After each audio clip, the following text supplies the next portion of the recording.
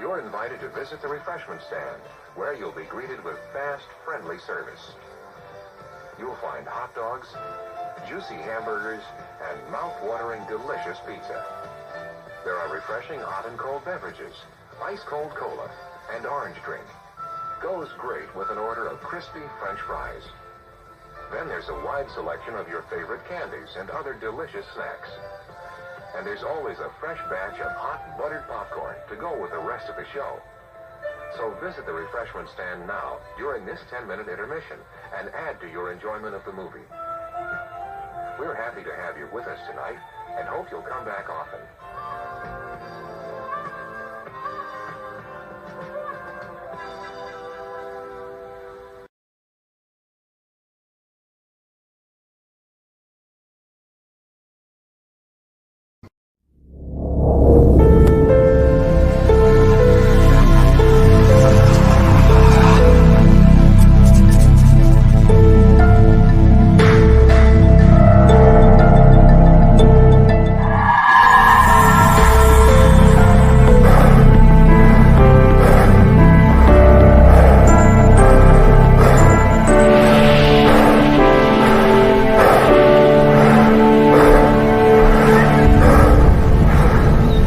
Because I am agoraphobe and you are not.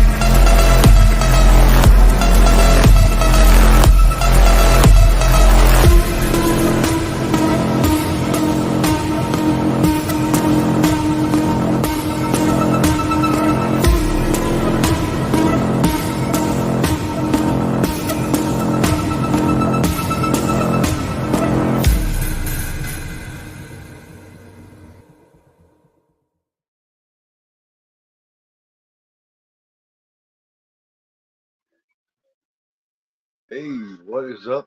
What is going on, everybody? If you're having a fine Friday night, it's usually Tuesday night. Tonight's Friday night, and I'm joined here with Sean from Snowfall Saturday. What's going on, man? Hey, how's it going, man? Sorry about that. I lost track of time. I was like, all right, it's 10:45. I can go smoke a cigarette, and then I came back in. I was like, all right, it's 10 after 11. I'm late now. Yeah, there's never nearly as much time as we think there is. Never. Yeah. Hey, man, what's going on? Hey, man. JT will not be here tonight. In case you guys didn't know, there's been a bit of a tragedy, but I won't get into that tonight. But we will be doing a special stream Sunday night. JT and I will be Sunday night at 9 o'clock. No, 7 o'clock. We'll be doing Evil Dead 2 in kind of commemoration or whatever of that. So we'll get into more of that then. So yeah, tonight Possession, 1981, man. I watched this again the other day, man, and it's still just as mind-boggling as it was back when I seen it a while back. Yeah, I picked up the new 4K release from Umbrella. Ooh, you got that nice ass motherfucker, man. Did you get the limited edition? I just got the numbered edition. Okay, because that one's expensive. Chris has the limited one. Yeah, I hate him for it. I just went for the regular, like standard, I guess. It comes with a slipcover and a J card. It says that there's 2,500 of them. I have number 720. Right. Hey, but it's kind of hard for me to show this on here because of the artwork with the, you know, I can't really show that on there, but I haven't checked out the 4K yet, but I do have another Blu-ray of it. Mine's a nice one from France, but it's not nearly as nice as Chris's. I mean, this limited edition, it's got soundtrack and all that. But Chris's blows the fuck away. Yeah. But I have the original Blu-ray release from what is this, Mondo Vision, which came in like a slide box and everything, which is like the same artwork there. Right. But yeah. I think this Blu-ray, like so far, I've only watched the Blu-ray from Umbrella, which it does look nice, but I just feel like the print is a little bit brighter than what this one has to offer. So I think the Mondo on Blu-ray, the Mondo Vision, like that transfer just looks a little bit better. Not really that far off, but Umbrella did a good job at, you know, just leaving the grain field alone. It's like, you know, they just focused on everything besides altering the grain field. So you can see that grain field is still there, but I still have to check out the features and everything. But I did watch this like 2 days ago, or it was like earlier in the week. Because, like, I mean, I've seen this quite a few times, but I wanted to make sure I was, like, you know, a little bit more familiar with it. Because a lot of times when I do watch parties, or if I'm joining one like this, I try to watch it like a couple days beforehand, so I'm, you know, not forgetting certain details or whatever. But this movie is certainly a fucking trip, that's for sure. I know the first time I ever saw this movie was actually about maybe like 6 or 7 years ago. It's like the first time I actually saw it. I found it on the Turner Movie Classic channel. It was like 2 o'clock in the morning, and I was like, oh, it's that movie Possession I've been trying to see for years. And that's like another thing. There was like, it was really hard to obtain a DVD of this before Blu-ray was really, you know, becoming a thing. And I remember actually trying to get the DVD, but it was always highly priced. And I was like, you know, fuck that shit, man. I'm not spending crazy money on a DVD, but yeah, I just know the first time I saw this, I was just like, what the fuck? Like, you know, like, I just know when I first got through it, I was like, this is a movie I'm going to have to sit down and watch very carefully again. Right. But I feel like that almost every time I watch it, like every time I get through it, I'm like, all right, I feel like I understand some things a little bit better, but this movie's just, it's far out and bizarre. But on top of that, like with saying that, I really think this is some of the best acting I've ever seen in a movie. It is. Yeah, man. Especially that one part, and I won't give it away, but I know you know what part that I mean. Part where Sam Neill is like, you know, he just cannot fucking believe what he's looking at. You know what I mean? And he just when he walks in that room and he finally sees what's going on. He looks back again and then walks around it so he can get a better view. You know what I mean? Because he just cannot believe what the fuck it is he's seeing. I think if Boutique has done anything, it has made those problems with not being able to find shit on physical media. Like Vinegar Syndrome has a whole catalog full of shit that there's no way that we'd be able to see unless someone's a Vinegar Syndrome. Right. Yeah, you're definitely right about that. I mean, Vinegar Syndrome's like, you know, they just keep digging for movies that people have, you know, clearly forgotten about. And I know like a lot of the underground stuff that they've been releasing was like movies like I'd say like probably about the time when Blu-ray was getting popular around like 2007-ish or even before that. Like I I don't know. I kind of just lost train of thought there. Like, but this movie really does like just it can put me in a tailspin sometimes. Like there's times when I'm watching it, I'm like, I didn't really focus on this scene like I had before. Like And I'm what starting like with every watch though, it really just I feel like I start to figure out things a little bit differently. Like even the fact that Sam Neill, his character is supposed to be a spy in this movie. And like as the movie goes along and he comes back from his job or whatever, like his that one job that he was set out to do and spy on whoever the hell it was, but I just feel like, like as the movie goes along and you get through, you start to see how that kind of gets intertwined with things. Like, obviously, like, I mean, this movie starts out so bizarre because it's just like, movie opens up and he comes home from his job and his wife or whatever, his significant other, is just wants nothing to do with him, and she just starts putting him through all this chaos, and it's kind of funny to watch him juggle all that and like go through it and still keep his sanity at the same time. But as the movie goes along, everybody loses their damn sanity. Right after he's come back and told them, hey, you know what, I'm done with this. I want to spend more time at home, more time with my family. He comes to find out that he doesn't really even have one anymore. It's right. Just, yeah, it's like he comes home to realize that his time on the previous job has been crucial for his relationship at home with his family and everything. Right. I mean, like even going back and watching this week, I was actually focusing a little bit on the kid that they had, the son.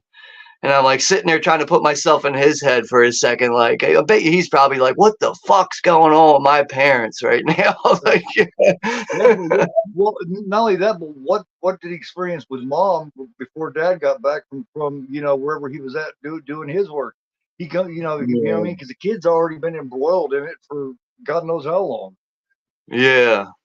You got cavemen. But like, I also like how I forget his name, the Sam Neill character. He ends up hiring an investigator to start, spying on her. And even those people that are, working for him, even those people start to lose their damn mind. They can't figure out what the fuck's going on. Right. The big theory about this is deciding whether exactly what possession means. You know what I mean? And as we go along, we can get more into it. But I have a couple of different theories about what exactly that means. I don't think it means exactly what a lot of people think it does.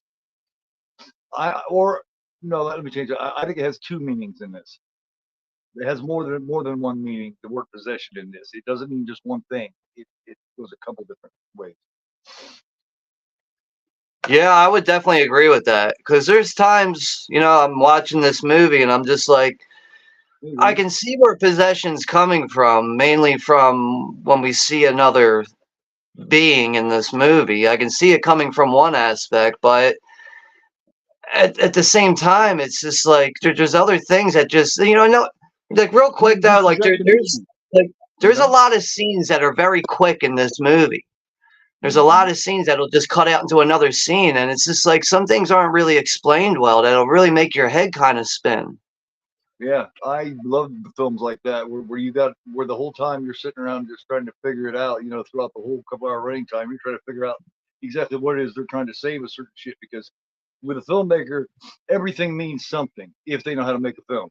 Everything means something. You just got to figure out what it is. And if they're a really good filmmaker, they don't always tell you what that is. You got to figure it out. They leave it up to you. Yeah, like with you saying that, I feel like this is also a movie where, honestly, I have trouble talking about this movie. Like even explaining this movie can be tough for me sometimes. Like even like because like there is doppelgangers in this movie. And it kind of gets to a point where it's like, where the fuck did they come from? Who even fucking has control over them at this point? Is it actually, I don't know what they're really, I don't want to like spoil too much, but like, is it coming from one? Yeah. Yeah. When I first seen her, I was like, what the fuck? Because at first he's like, he he's like, what are you trying to pull? Where you been? You know what I mean? And she's like, well, what the fuck are you talking about? And he's like, oh, I'm sorry. Yeah, because she looks identical to his wife. But, like with multiple watches, I kind of noticed that with the doppelgangers, the one thing I can notice is they're wearing contacts. That the eye color is different. Yes. So when you see that in Sam Neill's face, you're just like, it kind of stands out like, oh, his eyes look darker right now. Like, that's not him. It's somebody else, The Sam Neill one looks weird. The Sam Neill one's odd looking. Like, he's got an extra oddity look to him. Like, his eyes look black. Yeah, like almost like he's legitimately possessed. Like, and they just happened to capture that on camera. With a creepy ass grin on his face. Yeah. This showed up today. I haven't watched it yet. This showed up today. The Abyss is coming here later on in the week. My Abyss it's way late. Well, apparently what happened with 20th Century, they didn't produce enough of them off the bat. They underestimated the number that they wanted to produce off the bat, I guess. And everybody bought it up because I guess the people that take care of the physical media just have no knowledge of how iconic these movies are. Yeah, especially True Lies. I know that. Like, I'm not even really a big fan of True Lies. I like the movie. I would say I'm more of like a casual fan. I'm not too crazy about action and comedy mushed together. It's not something I really like that much, but it's still a good movie for what it is. But I mainly just went for Aliens and The Abyss. Me too. But I got my the 4K came in late too. I haven't even watched it yet, but so far I only watched the Blu-ray on The Abyss. And I watched the special edition, but man, it looks so fucking good. Cool. I hope Aliens does too. I can't wait to get The Abyss because my fiance fucking loves the fuck out of it too. And I don't have any copies of The Abyss anymore. I don't have anything. I haven't had the DVD in probably 10 years. I've been waiting for this one to come out. Yeah, like I have the Abyss DVD, and like in the past few years, I'd be like, I haven't watched the Abyss in a while. Let's put that on. I'll put the DVD on. I'm like, yo, this looks like dog shit, and just turn it off right away. And it really got to the point where I was like, because somebody's got to release a Blu-ray because I want to see this movie again with clarity. Yeah, I'm excited about it. Yeah, I do like it. Says I always interpreted it that the doppelgangers they encounter are the versions of each other they want the actual partner to be. That's interesting. Yeah, that's definitely. I mean, his Grande's theory on that definitely makes sense. There, I can see that making logical sense. Hang on 1 minute. I got ready. Yeah, that's fine.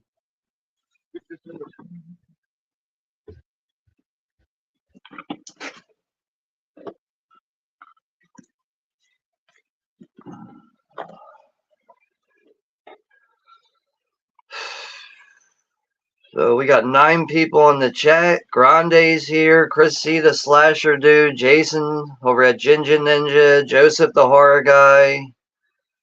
Wilkie's Movies and Music. What's up, Corey? We got Guy over at Caveman Movies and More. And that's it for now. I don't know what it is, man. I don't know what it is about streaming, but I start getting this headache every time. Maybe it could, I don't know, maybe from like staring at the screen or something, or like maybe watch how many cigarettes you smoke. That can increase a headache. I don't know. Well, yeah, it can, but I mean, I don't increase with a stream. You know what I mean? It's always about the same. I mean, maybe I increase a little bit sometimes, but just because I'm talking, you know what I mean? Yeah, it's probably some like induced stress that you don't really recognize. I guess I don't know. It's hard to say exactly what that's from. Light, but go ahead. Light. The light hit me directly in the face from the stand, maybe. Yeah, I can see that being an issue. But, I'd say overall, Possession really, like, this movie left such an impression on me that I was like, you know what? I want to see what else this director has done. So I decided to buy the box set from who is this, from Eureka Entertainment. This is 3 films from Andrzej Zulawski here in this box set. You get Okay. 2. It's like 4. I think it's a 4-disc set. 2 separate Blu-rays here. And yeah, the first movie's called The Third Part of the Night. The second one's The Devil, and the third one is called On the Silver Globe. So far, the only one I watched is On the Silver Globe, which is actually like the longest one. This movie is fucking long, and apparently it took him 10 years to make this movie. He started making it in like 77, and he didn't even finish it till like 87. Man. But I still have to catch up on these other ones. But apparently, one of these movies, I think The Third Part of the Night, is supposed to be like a war movie with horror elements. The second movie, The Devil, is supposed to be like a straightforward horror movie, and then On the Silver Globe is actually like a sci-fi movie. But it's like, I guess you could say like a sci-fi apocalyptic kind of movie. But I mean, what I saw in that with On the Silver Globe is just like a lot of bizarre shit in that movie, man. It's really hard to So he's just just explain like what you're filmmaker. seeing. It really is like overall, it's almost like the dialogue doesn't even matter. Like people are talking and making sense, but it's just like the imagery that you're seeing, that the shots that he gets, and bizarre stuff overall.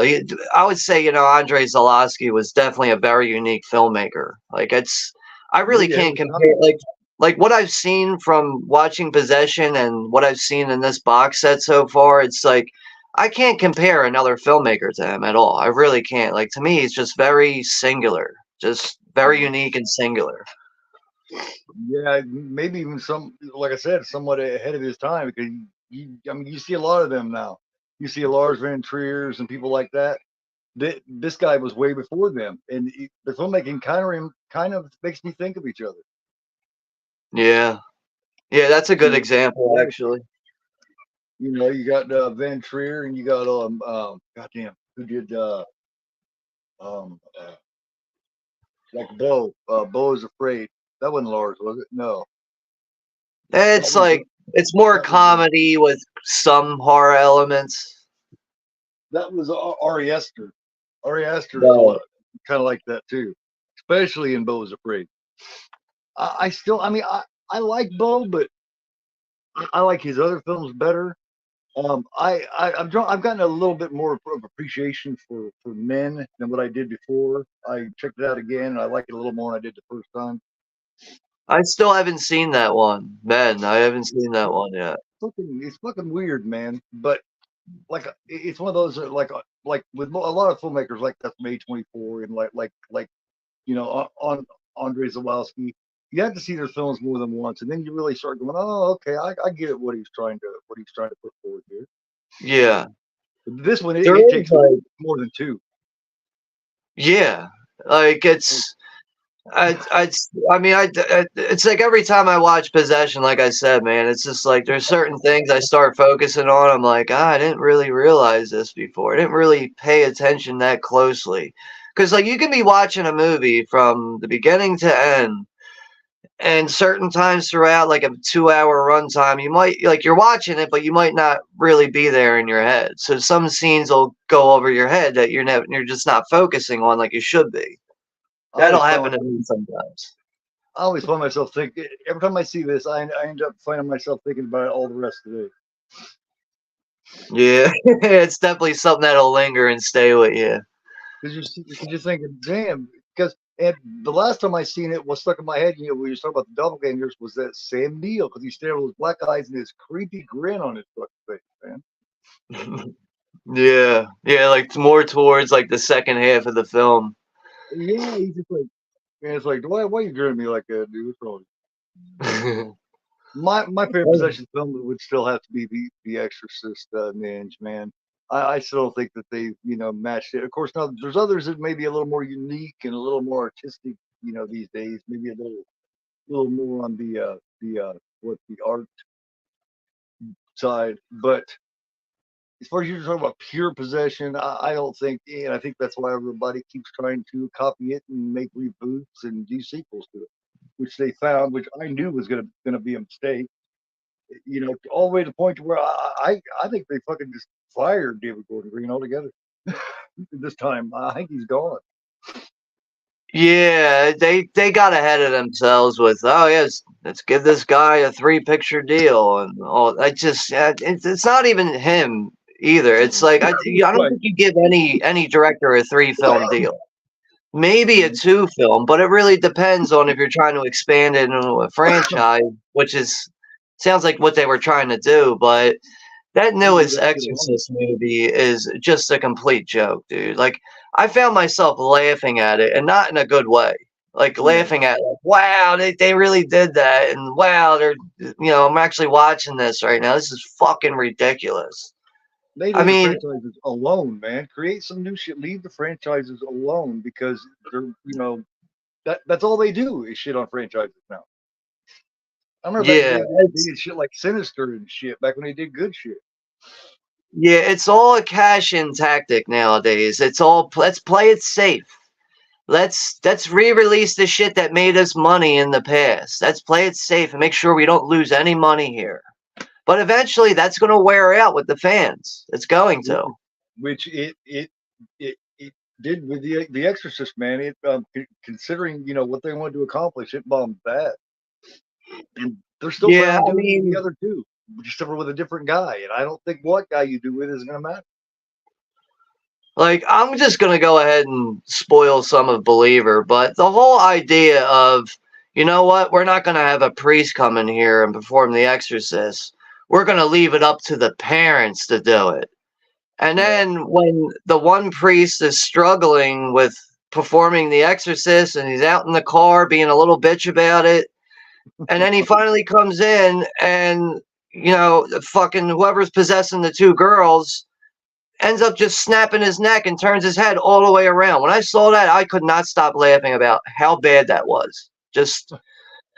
And then on top of it, like, one of the other little girls, her father's like bugging out, can't handle the whole situation that his daughter's possessed, and then comes out of nowhere and just wants to be involved out of nowhere too. And it's just like, I don't know. But like, the only positive I can really say about the movie is the main character in it, the actor, the black guy, I don't know his name. I thought he did a pretty good job with his role in it and what was thrown at him. He did the best he could with all the bullshit surrounding his character, but other than that, man, it's just a very forgettable movie. Yeah, it is. Like, it wasn't even bad enough to be bad. You know what I mean? It was just kind of just like one of those things that in a couple of years from now, I won't remember a damn thing that happened in it, except for maybe the Ellen Burstyn part, which I thought was completely unnecessary. What happened to her? Yeah, I found that to actually be a little disrespectful to the character and the actor. It was. It's like when it happened too, it was like it's like everything went from subtle to chaos out of nowhere. And it's like, all right, because we stabbed our eyes out. Like, I mean, I didn't see it coming. I'll give him that much. But other than that, I was like, what the fuck? She was part of the selling point to me watching it to begin with at all, because I wasn't even going to. But I was like, well, Ellen Burstyn is in it, and we don't know how much longer she's going to be around. She's getting, she's getting really old, so I want to check it out. And then they take her out like 10 minutes after coming in, with something stupid like that. Yeah, but I think as far as like possession films go, and this day and age, and the modern day, it seems like no one's really bringing anything new to it. But after recently seeing this one, when Evil Lurks, this one's on the right track. This is on the right track with possession, I think. Cool. I mean, it's really just like, I mean, without spoiling anything, it's just like evil is contagious in this movie. And it goes from one character to the other, and people just go through all this chaotic shit to try to eliminate it. And I think this was done pretty damn well. It's an Argentina horror movie that was released from Shudder. And then last night, I ended up watching his other film, which he made in 2017 called Terrified. Because Russell over at Texas Hardcore 65, he mentioned it to me, and this one was still lingering with me, and I was like, oh, I gotta see that Terrified movie now, because this one was really sitting with me well. So, but as far as like that theme goes with possession, so far, like that's like the best thing I can really line up and say that's good as far as being on that kind of subgenre. I'm glad you mentioned that, because I've been wanting to see that. I need to write that down so I don't forget about it. Now, Terrified is good. Dude, like I mean, I like them both equally. It's really hard to say which one I like more. I might give the edge to When Evil Lurks, but Terrified had some real genuine creepy moments. And like, I mean, I'm sitting there like, I don't own a copy of Terrified. I'm sitting there watching on my tablet, and I'm like gripping the tablet like hard. Like I started getting tensed up watching certain scenes, like getting creeped out and shit too, man. It's been a few years since I've seen it, because it is a few years old. But I do remember it being really good. I remember this one particular part with the cabinet or something. And Terrified? Yeah. I just know, like, at one point, like in the beginning, the one girl's like, I'm hearing shit in the pipes. Yeah, and he's like, yeah, these pipes are all. He's like, no. She's like, no, you don't understand. Like, something is telling me that I'm gonna be getting killed, and then she gets killed like a couple minutes later. But like, I don't know, man. It's just when watching Terrified last night, it was just unexpected thing after unexpected thing, and that fucking creepy ass little kid in it too. It's just like, what the fuck? It's just, I don't know, man. That kid looks so damn real too. That dead kid, man. Anytime you can add in successfully a good creepy kid, you're doing well. Yeah, I mean, like the kid really doesn't do much. It's just the look of him. It's just like, oh, like he just came out of the grave. He looks gray and green, and just he's got dirt all over him. And I don't want to spoil one scene, but man, I mean, like, I like when the detectives are like, he's like, I think I just saw him move. You see him move? Like, he just sitting there, they can't figure out if he's moving or not. This guy's putting a spoon up under his nose. Is he breathing? Like, oh man, that was a good time though. I tried to find this on the Look Movie so I could help people check it out in case they can't see it. But I couldn't find one on there, so. It is on there, but man, it just really seems like lately, like I tried watching something on Look Movie the other night, and it keeps pausing in certain areas, and it's not very long. It'll be like a 2-second pause, but when you get enough of those in a row, it's like, what the fuck, dude? I can't even watch this. So it's like Look Movie's not really that much of a reliable site anymore.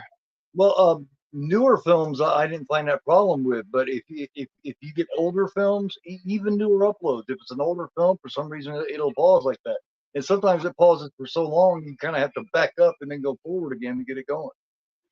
Yeah, actually, like now that you mention that, I actually like I'm thinking about that, because I was watching like a TV series that was like fairly new, had no trouble with that, but it's like if I'm watching, like I was watching Phantasm on it, and it kept pausing up on me, so I had to go to Amazon Prime with the damn ads in it, but we still got through it. But yeah, I got a new TV today. I know I told you that earlier, but I ended up getting a 43-inch Hisense. Very cool. And I mainly went for it because it was only $175. So I was like, you know, I walked in there expecting to drop probably $300, and they did have an LG there for like $325. But I was looking at this, and I was like, you know, I can save some money here. And if I can get 10 years out of this, I'll be happy with that. I'll be getting my money's worth, I think. But, I mean, so far, this is going to be really the first movie that I'm watching on this. But everything looks pretty damn good so far. I got no complaints with it, really. Cool. Well, let's get ready to roll. I'll do a slow 5 here if you're ready. And you know what? Give me 1 second, because I'm going to pull up the Look Movie link just real quick in case somebody wants it in the chat. But I know it's on here, because like the other night when you had to cancel this, like I pulled it up, and like I remember it had the artwork, and see, it's weird because like I'm typing it in and it's not showing up right now, but I know it's on here. Yeah, I tried a couple of different ways. I even tried typing in Sam Neill and couldn't find it. You know what? Sometimes you have to do. Type in the title, and then you got to click on that thing that says "View All." Like it'll say like there's 20 results or something. If you click on that "View All" thing, you'll get everything. It won't show up on there until you click on that "View All" thing. Oh, So okay. yeah, I just found it. But Well, that's the tricky thing with Look Movie. Like, if you're not paying attention, like sometimes the TV show thing will be highlighted while you're searching for a movie. And it's like, why isn't it coming up? And it's all because of that thing not being switched over to movies from TV shows. Oh, okay. That makes sense. It's, I mean, Look Movie is a decent site, but it can be a little troublesome sometimes. So I got the link here. I'm going to share it in the chat. All right. This is on Prime. It's on like Shudder or something like that on Prime, and it is on YouTube Premium too, I do believe. So if you guys have that, you can use that too. But, yeah, it's definitely on Shudder. I know that. I forgot about that. It is on Shudder, but yeah, this is like roughly, I think, like just over 2 hours long. I think it's like 2 hours and like 3 minutes or something like that. But I'm good to go. I'm ready when you are. All right, man. We'll do a slow 5, 5, 4, 3, 2, 1. Play. Oh, I got this big intro thing here. Yeah. TFI Studio intro. Says it's 124 minutes. This version, whichever version this is. Yeah. This particular version comes with the soundtrack and everything. So I mean, I'm happy with it. And it was only like 40 or 50 bucks, which was a good deal for this particular version of it. But yeah, actually, this is so nice. And now, isn't that like a suede material on that box set or something? Not this particular one. I didn't get the no, I didn't end up the suede one. This one's from France. Okay. I mean, it's still good to have that soundtrack disc, though. Like the actual theme music is pretty cool for this movie. Yeah, it is.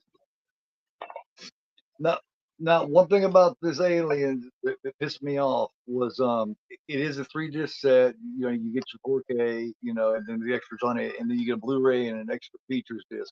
But the Blu-ray and the extra features discs are stacked, so you get 2 sides, and on one side there's 2 discs stacked, which I found irritating, but it's better. What, with the stacking of the disc? Yeah.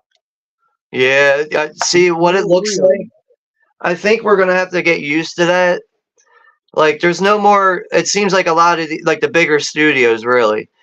It seems like they're getting rid of that plastic divider where it's an individual. It will hold the disc. You know what I'm talking about? Yeah. So, like, I understand that they're trying to use less plastic as much as possible. It's better for the environment. I understand that.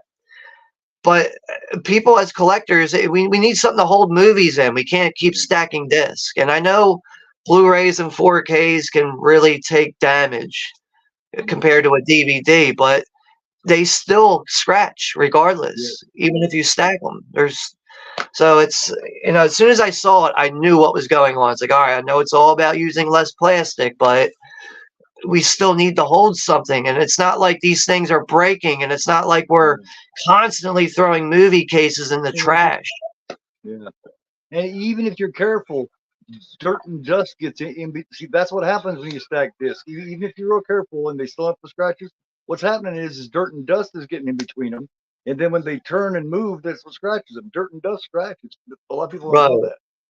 And it's always this small, whatever the hell it is. It's always the shit you can't see. It's always some little pebble or crumb or something that is so damn small that you can't see. And you can keep wiping it down and wiping it down. And sometimes you kind of get like a little bit of like a static electricity kind of situation going where no matter how many times you wipe it, there's still like a fucking flake here and there on it or something. Right. But like overall, I try to use microfiber tails to wipe down the movies, which is like, yeah. Technically, these are for like waxing cars. Like if you were to wax a car with like Carnauba wax and you want to wipe it off, this is what you would use, like one of these. But It seems like this is really good for wiping off discs because it doesn't really like, it doesn't scratch or anything. But it's kind of, I think actually it's difficult to wipe anything down on a DVD and not get any scratches though. What I always tell people is two things. You got to make sure, number one, that the material doesn't have any kind of chemical in it. It's just, and you can't wash them either with fabric softener. You can't wash your towels that you're going to clean them off with a fabric softener because that will come off on your discs. And number one, number two, you got to make sure it's a fabric that no lint comes off of. Yeah. No fabrics or any strings, no fucking threads or anything. It's like overall, it's like, I don't know. I just feel like any collector will become experienced at some point and know what to use and not what to use. But I feel like it's like an ongoing thing. Like no matter how much you collect and what methods you use to clean disc or whatever, you're always going to find something else that might work a little bit better than something else. Like, and people have their own personal preferences on what they want to use, but just don't wash them with fabric softener. Fabric softener doesn't come completely off the clothes. That's the whole point to it, is to soften it and stay in it. Because like you're talking like the fabric sheets. Like the fabric sheets that go in the dryer, I think you're talking about. Well, no, just using fabric softener in general to clean your cloths with. It puts a film on your disc when you wipe them off. If you use fabric softener at all, any kind. Now, actually, the liquid fabric softener is worse for leaving a film on your clothes than what the sheets are. Okay. See, I don't use fabric softener. I just, whenever I use it, like I'll put on a shirt and out of nowhere I got the static electricity going throughout my body.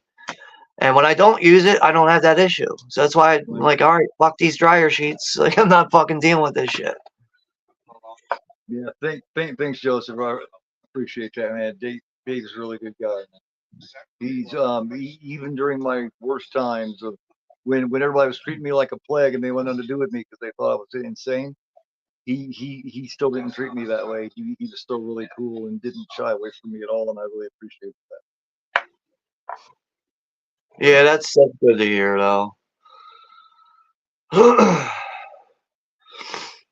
All right, so yeah, we're in the opening of this movie, and this is when his name's Mark. That's his name. His name's Mark in the movie. I forgot about that.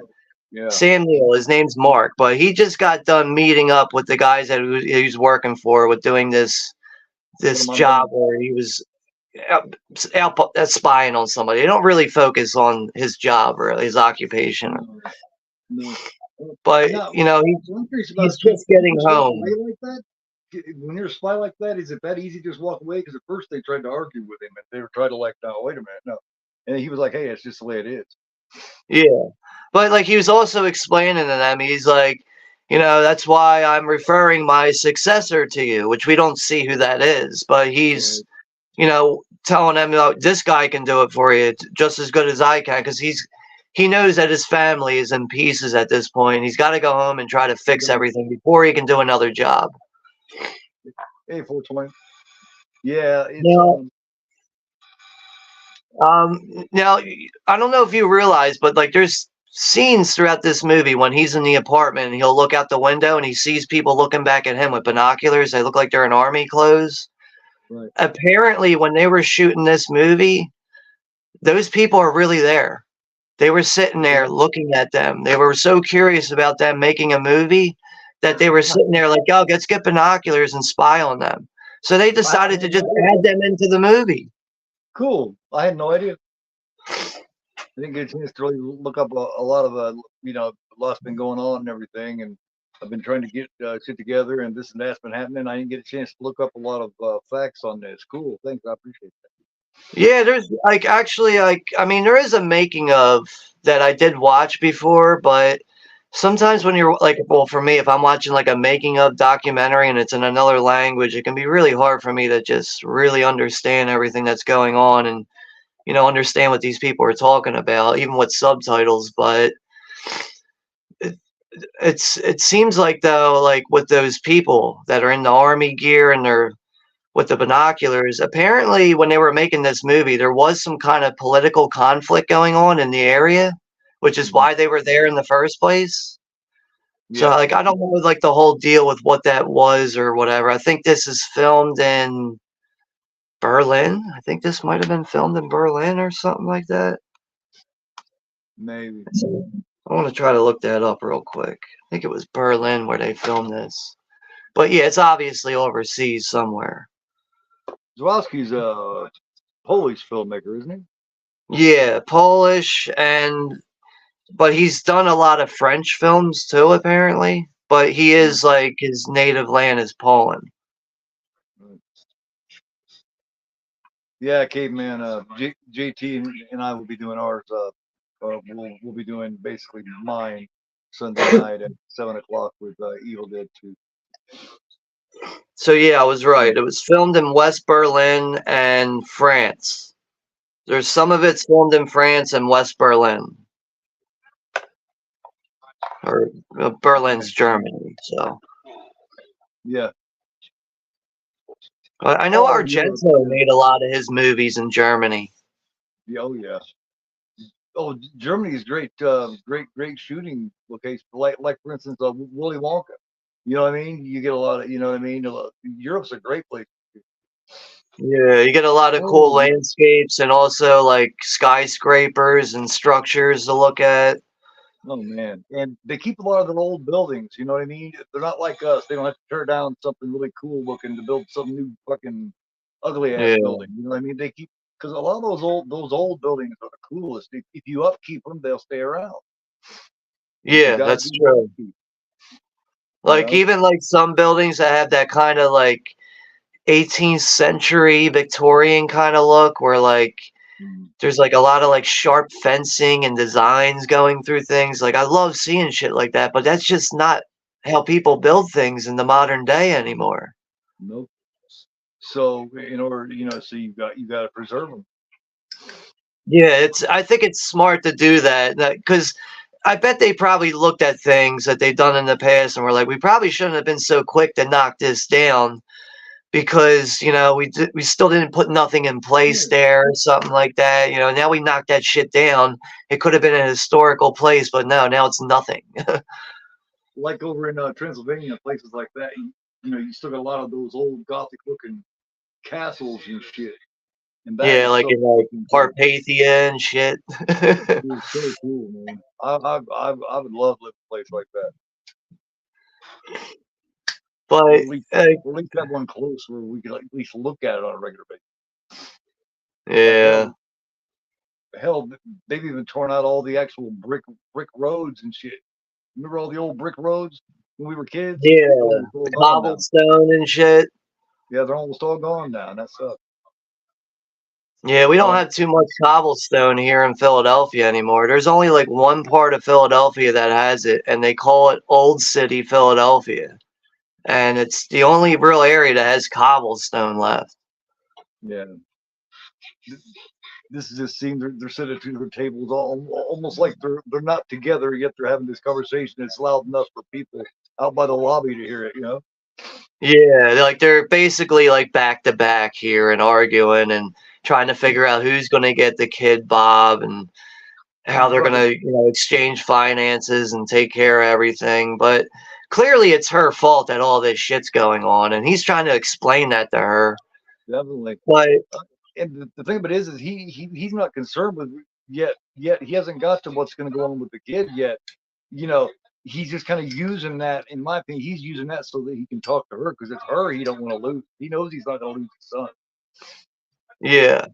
But I mean, he does say to her here, he's like, I decided not to see Bob anymore. And she's like, what? He's your son. And, he's like, I don't want to fuck him up anymore by playing Sunday Daddy or whatever he says, which means like, just coming by on the weekends or whatever. He's saying anything he has to say, man. Anything that may change her mind. He's desperate. But she sets him off here when she's like, if I knew I was going to have Bob with you, I would have never did it in the first place. And that's when he's like, get the fuck out, starts grabbing fucking restaurant chairs and throwing them all over the place. He's fucking losing it, man. And I've been where he's at. Well, not exactly, but you know what I mean? I've been in a similar situation like this, man. And it is just completely maddening. It really is. Yeah, so now, like, he ends up in this hotel. Yeah. And you can see here that, you know, he's on the verge of really losing his damn mind. Like, he just doesn't seem like himself or whatever. But I know one of the maids, like, knocks on his door, and he's like, how long have I been here? She's like, 3 weeks. And that's when he's like, you know, he kind of gets a grip on himself. And he's like, oh, I need to get the fuck out of here and get home. And then tries to focus on the kid, but it's impossible because he's still in love with her. And it seems like she's just playing these games. Yeah, that's, you know, that's definitely accurate. That's for sure. I mean, you know, just from everything that is shot in this movie and the info that we're able to really collect with their relationship, it's just, it really comes off like it's, you know, it's her fucking fault. It really is. Like, I'm not just saying that just to say that. It's like, you know, he came home expecting that, like, he came home expecting his wife to just be the way she was when he left. You know, just expecting to walk in the door the way things probably should have been, just should have been normal. And nah, he's not even in the apartment yet, and she's already fucking starting shit with him. Yeah, he's convulsing, man. He just, like, he's almost like a little baby. He's going up in a fetal position. He's just this poor fucking guy, and it really comes off like she's just this mean, cruel bitch. The first part of the film. Yeah. Because, you know, he ends up calling her friend Margie.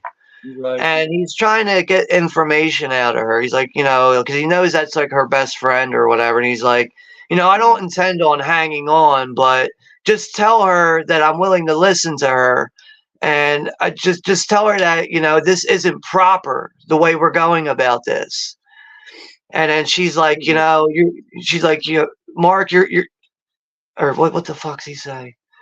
She says, Mark, she says to Mark, your wife keeps her own secrets, says something like that.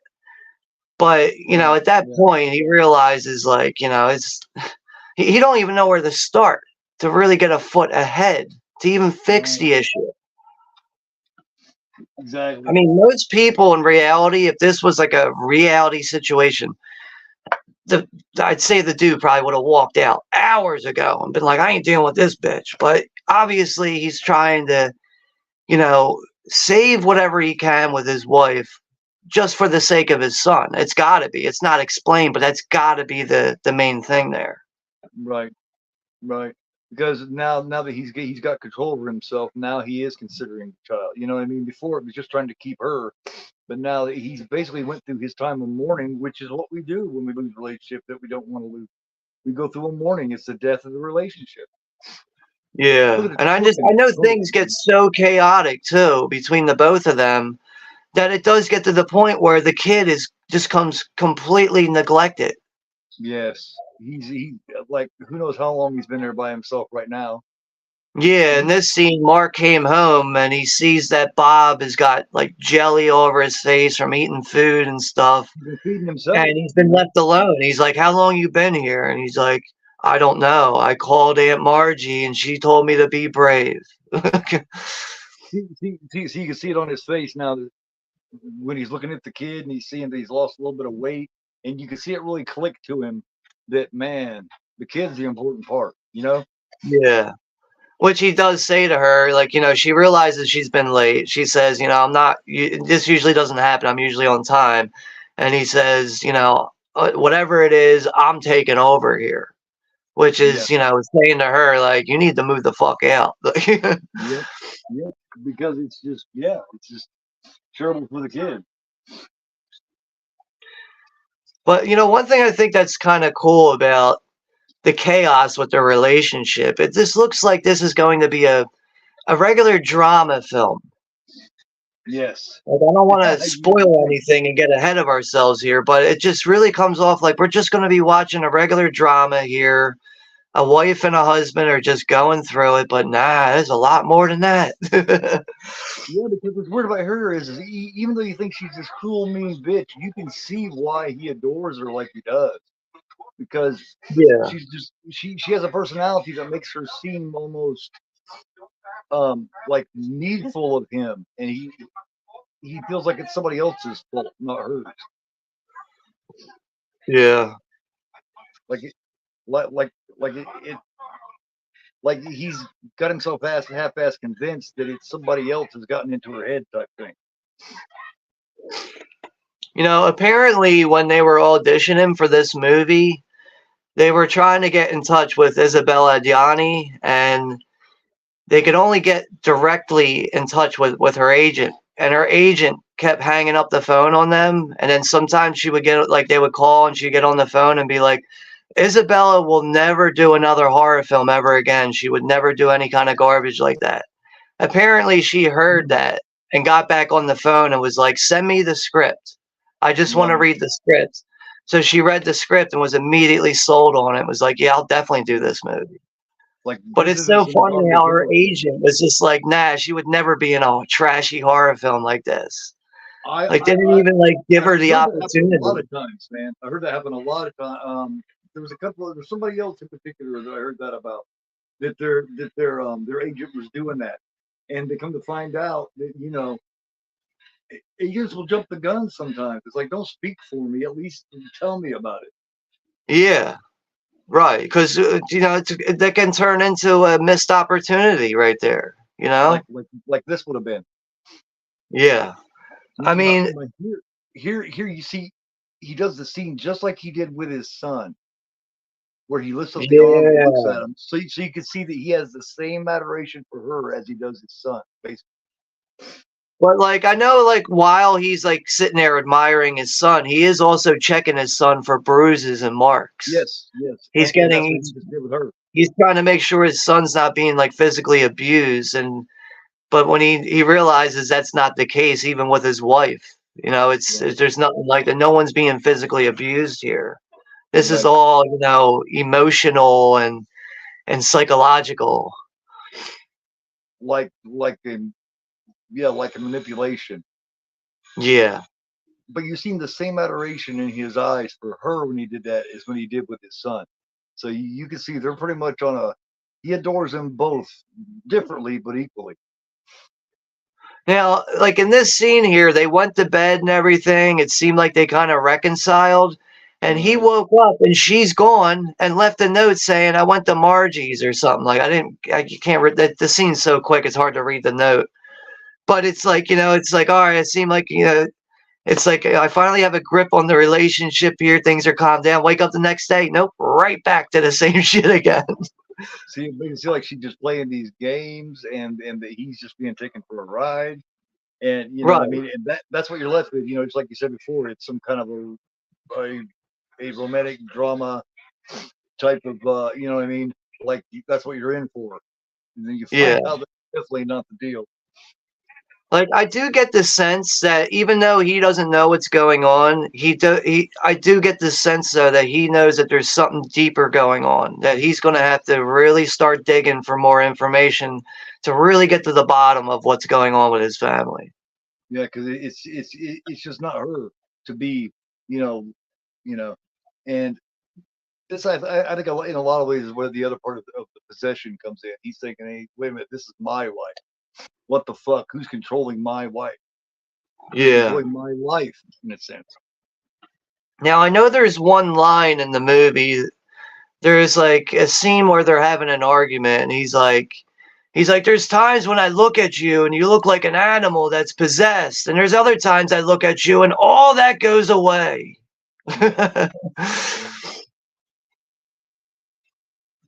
Now he's worried about being a dad. Yeah. I'm having the scene now when we see his wife, the teacher. Now you see she's got green eyes here. The rest of the movie, she doesn't have green eyes. Each time I've seen this, I looked twice. I looked and I said, well, she's attractive. And I thought, wait a minute. Yeah, and what is this, a joke? You know, that's what I was thinking too. I was like, whoa, wait a minute, she's supposed to be playing two roles here, and that's kind of what you think throughout a lot of film. Like, I'm thinking about that now. I know the first time I watched it, that really threw me off. I'm like, why does she look different there? And even her eyes look different. Like but you know, else, right? You know, like I really think this is impossible to watch. Like, you know, when you're first time watching it, I feel like it's impossible to be like, yeah, I know what's going on. Yeah. Like, this is truly one movie that needs multiple watches. You know, the whole thing with Heinrich, which is the one that she's having an affair with. Right. What a weird fucking character this guy is. He is, but oh man, if motherfucker knows how to. He's obviously trained to know how to fight. Yeah, it's like I get the vibe that like he's like almost like ready to put dance moves into a conversation or something. Like I just, but yeah, like you know, like they obviously get into like a physical fight and. He looks like he really knows like more than just some boxing or something. Yeah. He like the kick that he gives. He steps into it just like you said, like a dance fucking machine. Yeah. It's like he choreographed his fight scenes or something, put dance moves into it. Yeah, that hit right on the head. Yeah, as soon as you said that, I was thinking about that kick. Yeah. I mean, it's just like the gestures with his hands and stuff. It's just strange character. Just even the words coming out of his mouth are just kind of odd. Yeah, he's a real he's an artistic scumbag. Yeah.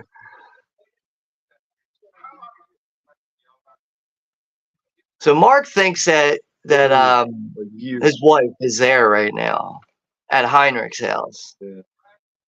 He just thought this shit's been going on for a year. That's quite a weird room right there. It's like a half bathroom, half dining room with carpet in it. Yeah. I see a sink and a toilet with carpet. It looks like a dining room.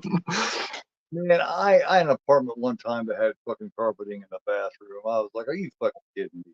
It's odd.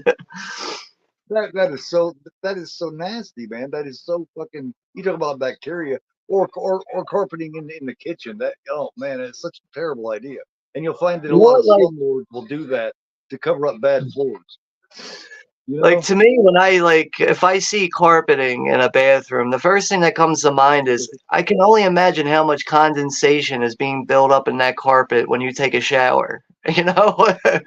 Ooh, bacteria trap, man. That is two places carpeting does not belong. Yeah. And like I said, some lords will do that to cover up bad floors. Yeah, it's a cheap way to fix it. Cheap way to make it look nice or whatever. See, he kept that leg kicked back after he hit him. Yeah, he was actually holding his foot back for a second too, like with his hand. Now he picks him up like, oh, I'm very sorry. And he's now he starts half conscious. This is like it's such an odd fight. It really is. Like it's an odd physical fight. He holds him and looks at him for a second just so he can finish him off or whatever. It's like, yeah, it's really it's strange how he picks him up just to look at him. I really think he was concerned about the guy, making sure he was all right until he kicked him in the balls or whatever. Or no, until he tried to choke him. Yeah. Now he's just gonna pick him up and carry him out here, be real careful, make sure he's all right. He's a strange fellow, yeah. And then this is probably the only scene in the movie where you really see, you know, the mother interacting with the child. Like they're obvious, like he's like singing like some childish song right now, and she's like sitting there listening to him and laughing. She's obviously making him peanut butter and jelly. But this is like really the only time that you'll see interaction between the wife and the kid. Yeah, where there's actually where there's a mother and a son going on. Yeah, and then now the argument starts because Mark comes home, and he wants answers, and she's just not giving him clear answers. And on top of it, he just got his ass whooped by the guy that's fucking his wife. I mean, Yeah. what's worse than getting someone fucking your wife besides going to confront them and having them whip your ass too? You know what I mean? Well, like the exchange here, like I really feel like this is all not scripted. Like there's got to be some improv in this argument here. Yeah, because just, it just comes off so fluent, man, just so organic. Yeah, and at the same time, like I don't see how anybody can be in a convincible uproar and remember all these fucking lines word for word. Right. But I feel like, you know, they are going off script, but there's also got to be some improv in this scene. Right. Right. Like there was a script, but he gave him the freedom that, hey, if you can think of something better that will fit in this scene, that you get immersed in the scene, then give it a try and we'll see how it works. I feel like that's always important for directors to be like that, because you never know what you're going to get with that. It might turn out to be better than what you envisioned. Especially if you got two good character actors like this. Yeah, yeah. Like she's angry, man. Like she just became just fucking just nasty. Like this way you get the feeling like it doesn't tell you how their marriage was, but you get this feeling like how he come to her and said, "You will call him, you will tell him." Like almost like he was almost like maybe a little bossy in their marriage. Yeah.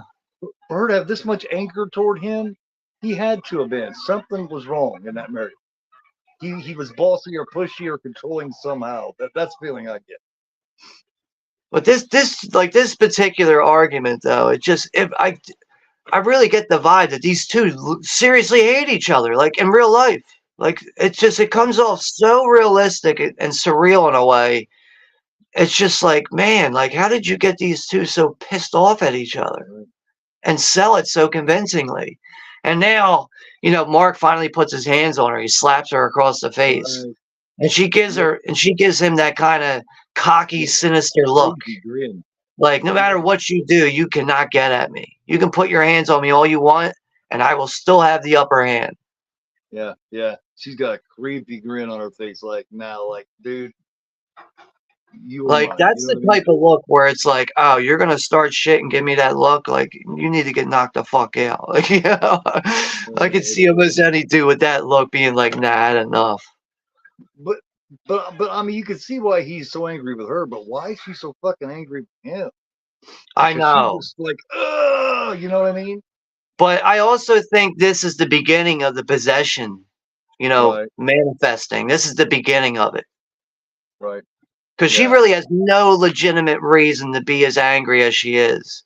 If anything, she should be letting him really vent and maybe hear him out or just leave. Right. Unless prior in the relationship, he had been a little controlling here and there. He just didn't realize it. It's just something they're not telling us. Right. That's the part that I get. Yeah.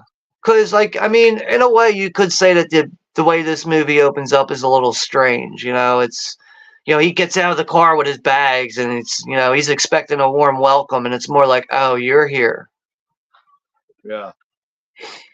And now this is where she attempts to walk in front of a truck here because now they're outside of the apartment.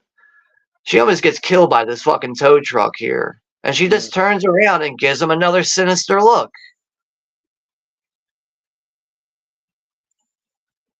But I really think with that look on her face there, like she is clearly not in her right mind. Something is really taking over.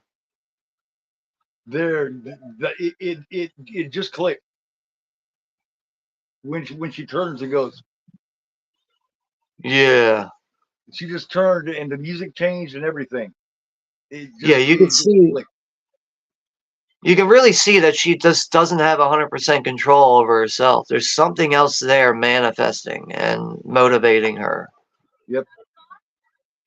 And now here goes the insufferable Aunt Margie. Yeah. She's also got weird dialogue. You know, it's just like, oh, I love seeing you miserable, Mark. It's so reassuring. Like, what? Yeah, she wants him.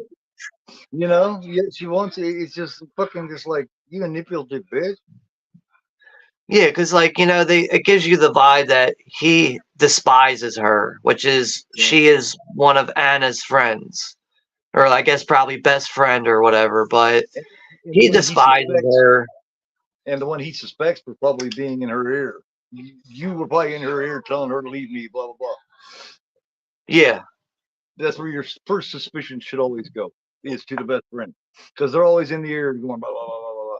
Yeah, don't fuck him, blah, blah, blah. Go with this guy's so much better. You know what I mean? So that's definitely what he's thinking.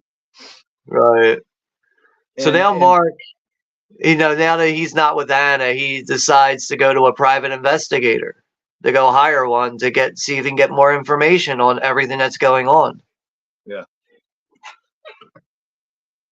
But can you think of anything worse?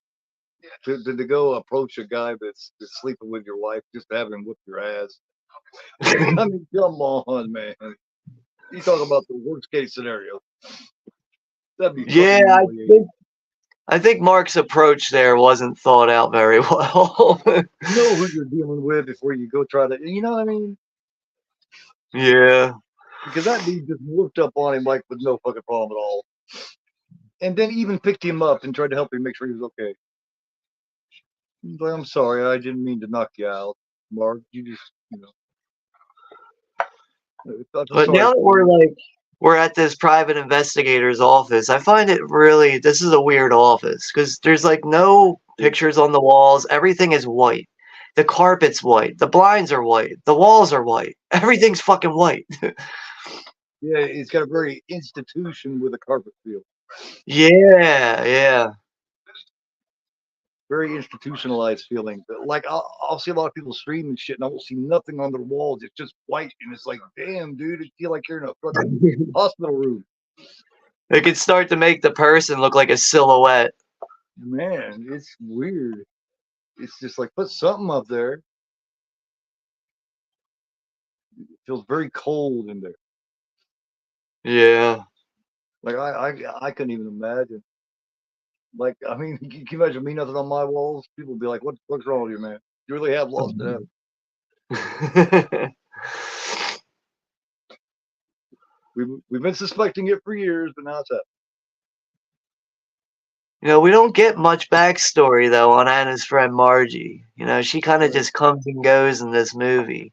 So it looks like she was watching Bob, and it looks like she got drunk and passed out because Mark just came home from the visit with the private investigator. Yeah, which looks like it must have went on for a little bit because it's dark with a fucking lamp on and everything in there. Like it's early evening. Yeah, like I mean, with the way it's almost every time we go back to the apartment, it's like the lighting is different, or something might be changed up, like an object might be in a different area, and it kind of gives me the vibe that there might be multiple people really coming and going in this apartment. Like I mean, I don't know that for sure, but I just get that vibe because like the apartment almost looks different every time he goes back there. Just little things, not obviously, but just little things stand out. Yeah. Yeah, like the bedroom looks much different in the dark than it did during the day when he woke up with a note on his pillow. Yeah. Is that even the same damn room? I kind of get the vibe that the office where the private investigator's at, it looks like an apartment, like it's in an apartment building. So that's probably why the walls are so white. Maybe they saved money in that department there, just made everything look plain white. But mainly the view they gave us was his desk was in a corner with two big, huge picture windows on each side with just blinds. Give it a very bright feel. Now we're on to the next day, and Anna and Mark they're both back at the apartment, and they're arguing again. Which is probably the worst time, really, because she's got an electric fucking electric meat cutter in her hand right now, arguing with weapons in your hand. It's like if she's left him, if she's done with him, why is she still showing up every day, keeping him completely unhinged? Yeah, and really showing up like nothing is going on, like everything's perfectly fine. Using her key to let herself in, yep. But he's really like he's at his wit's end here. He's like, talk to me. Yeah. He's like, you must try and help me. Explain it to me. Help me understand. And she's just not fucking. She's just not on the same planet. Well, I mean, from his point of view, you wouldn't expect that she's possessed by something or anything. You just feel like that she's just fucking playing. She's just playing games. She's just Yeah. And now he's just saying, "Oh, do you love him?" And then all this, and then of course something else steps in later where you can see where he could have a hold over him, which isn't even the bottom line either. I mean, you can tell in this moment too with this argument that she's just not here right now. Her mind is not here. She keeps saying yeah to everything, even when she shouldn't be saying yeah. Which really, she's physically there, but mentally she's gone. She's not there. One part of her he's getting through, and the other part is no. Yeah. But look at her face. Is like for a second she'll just look all stressed and be like, and then the very next second she's like, that would be so. I mean, you totally feel him in this, man. You totally feel where he's coming from. You're like, oh my god, poor guy. Yeah, now she takes the electric knife and cuts herself with it. She just runs it across the side of her neck.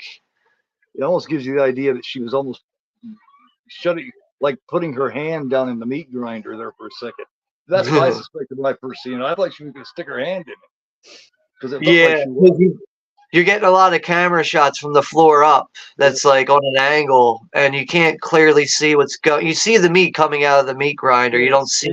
You don't get a clear shot of the hands pushing it in. Yeah, so you're like, oh fuck, she's not gonna stick her hand in it, is she? Which I don't think they make it to where you could stick your whole hand, maybe your fingers, but I think yeah, it's like a safety mechanism thing. There he is, the sushi cutter stuff. He's right there dealing with her. So you can see how much he just totally loves this chick, man.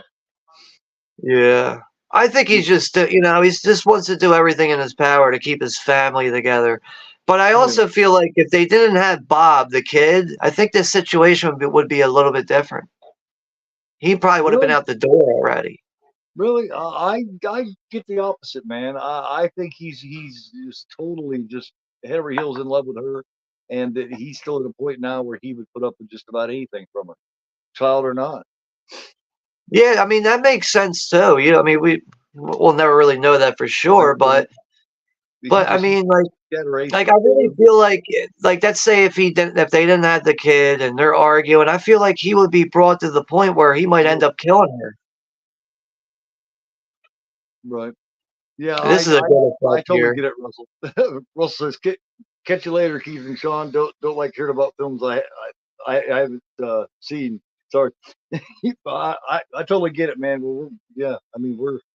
I'm in the same boat, dude. I will not show up for a watch party if I haven't seen the movie like that. Just and if I definitely want to see it, yeah. And we're making this seem like a really interesting, good fucking show. You know what I mean? Yeah. Our commentary is top notch, man. I totally appreciate it. I love the scene here when Mark starts cutting himself with the electric knife, and he's not reacting to it. He's just sitting there cutting his arm, cuts his arm again, cuts it a third time. He's just sitting there like he's fascinated with it. Yeah, that really shows, like, he's like 50% gone already. And check out her face. Look. She just looked at him. Yeah, now this is where the private investigator is going to be staying on her tail.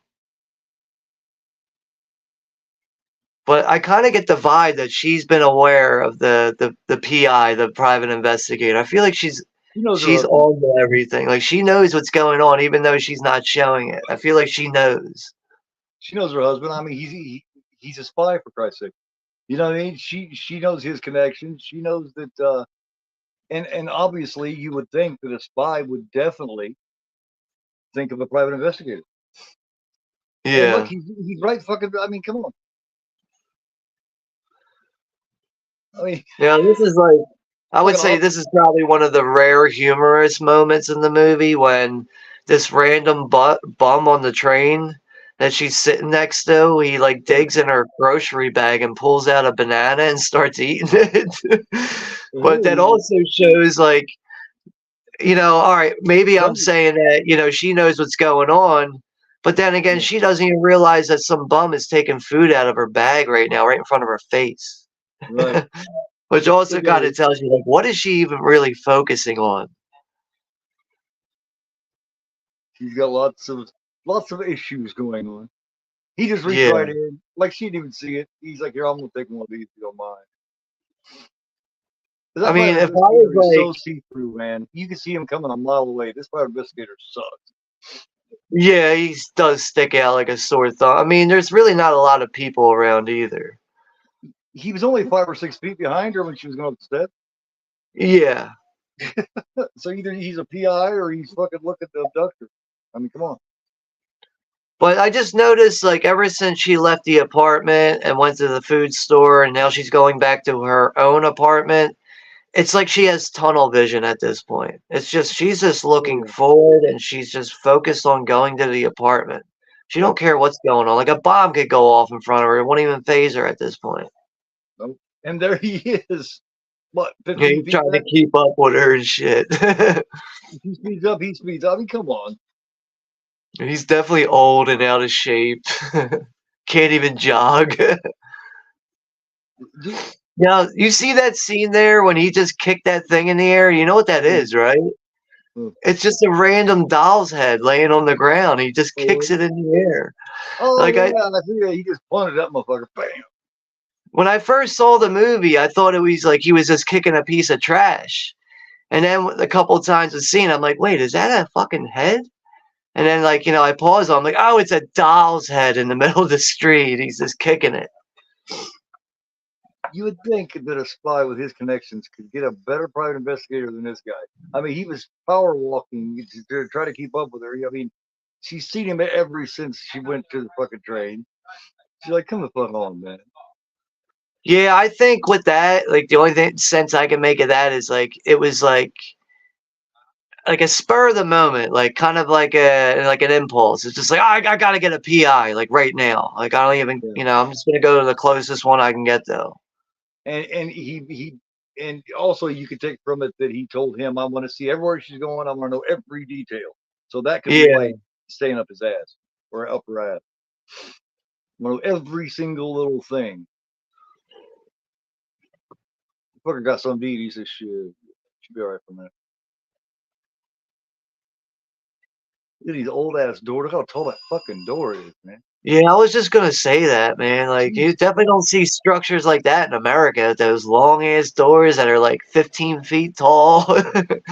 No, at least not for a really long time. I mean, you can still see that this is like a rundown apartment. It's definitely old.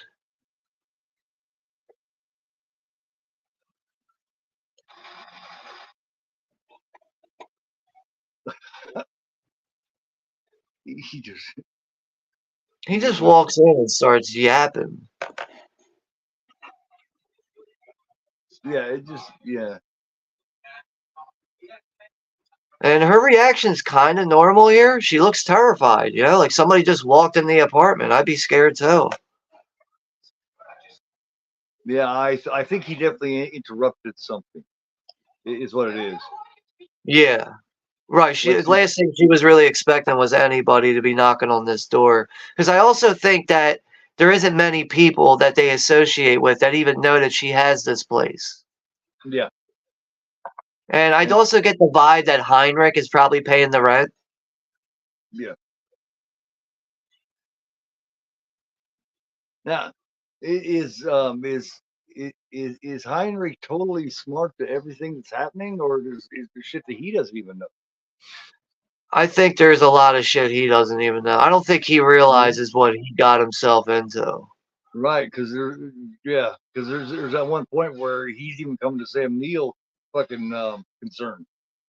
Like, yeah, we gotta help her. Like, we gotta help her, and he means it. And like in that moment, you can actually see like Mark is like he's like satisfied with the fact that, all right, I'm not the only one losing my mind here. You're also losing your fucking mind. She's got you up a wall too. All right, it's not just me. Like, you know. Yeah. So at least, at least I'm not in the boat alone. At least I'm not being played on by myself. Of course, he doesn't suspect for a minute what's really happening. Nobody does. Yeah. That's definitely true, man. But like the whole mystique of this movie is another thing I find very fascinating about it. It is. It's got a And great I atmosphere. know, like, I would say most of the people I talk to about this film are usually casual about it or they don't like it. I never really heard anybody say like, "Oh, that is, really good movie." Like, I can understand why people have issues with it. I understand that, but Right. I feel like if people can look beyond those issues and just look at the acting performances in this, You like got to be willing to step outside the norm, man. You got to be willing. If you're looking for an everyday story here, you come to the wrong place. yeah. Now, this is where we see in the apartment that there's something else living in there, and it's Yeah. not just it's not just her living there as a human being. There's something else in that apartment that's not human. Like very wet and moving, and he's like, "What the hell?" Yeah, so now she's attacking the private investigator. She just stabs him in the neck with a broken wine bottle. Yeah. She didn't want to give that last stab to the throat there. You can see where she was like, but she had to because he seen too much. Yeah. She can't But have I him also going back and think saying at shit. the same time, the creature in that apartment, it needs some kind of flesh. It needs something Yeah. to feed on. And I think Right. that's really what's motivating her is, she is being possessed by something. That But kind I of feel reminded like me of that's Hellraiser. probably what's motivating her to commit murder. That kind of reminded me of Hellraiser. That part right there did with her getting that blood from him and that blood going. You know what I mean? It almost Even had that. the look of that room, like, like when in Hellraiser, when Frank's not whole yet, and it's nothing but Right. like, but it looks like a shitty attic. It's all old wood floors. Even the look of it reminds me of Hellraiser. Yeah. Just that whole vibe. Like Yeah, like she had to do that. Like she had to get the blood. Yeah. That's something I hadn't thought of before. But yeah. but I think that's really her motive with committing any kind of murder in this movie. I think she probably feels that she has to feed this creature, whatever the fuck it is. That's another thing I find fascinating is what the hell is living in this apartment? Yeah. I mean, it goes from suspecting that Mark might be a manipulative husband to thinking that she's a manipulative wife to thinking that Heinrich is manipulating everything to finding out that no, none of them are manipulating and controlling shit. Right. It's a lot deeper than that. Yeah. They're all just kind of just little pieces in the puzzle. He's a So strange now, guy. like Heinrich shows up at Mark's apartment, Yeah. and it looks like Heinrich is possessed at this point. He's moving around, doing all this weird shit, hand gestures, not even really looking at Mark as he's talking to him, spinning in circles. Like, what Yeah. the fuck is going on?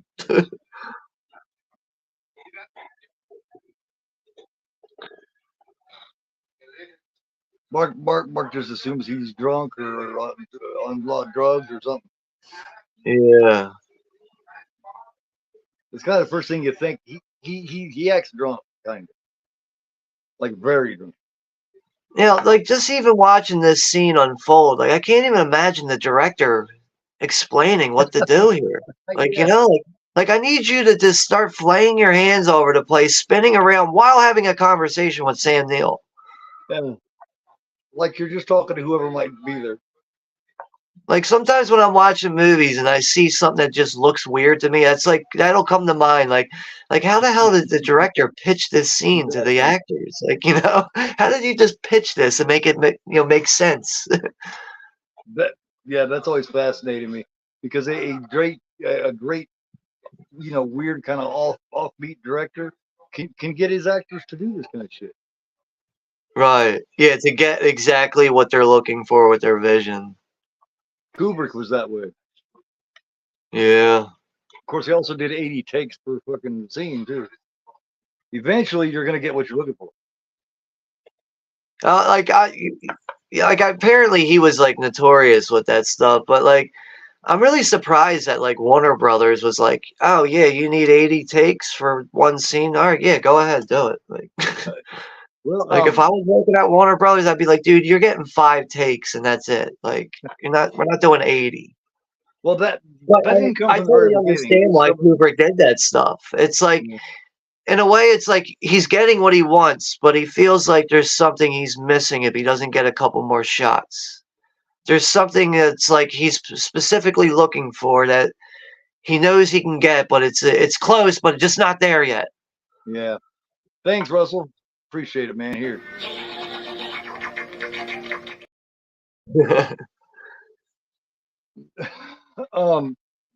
But yeah, man. Well, I mean, Kubrick didn't start out that way.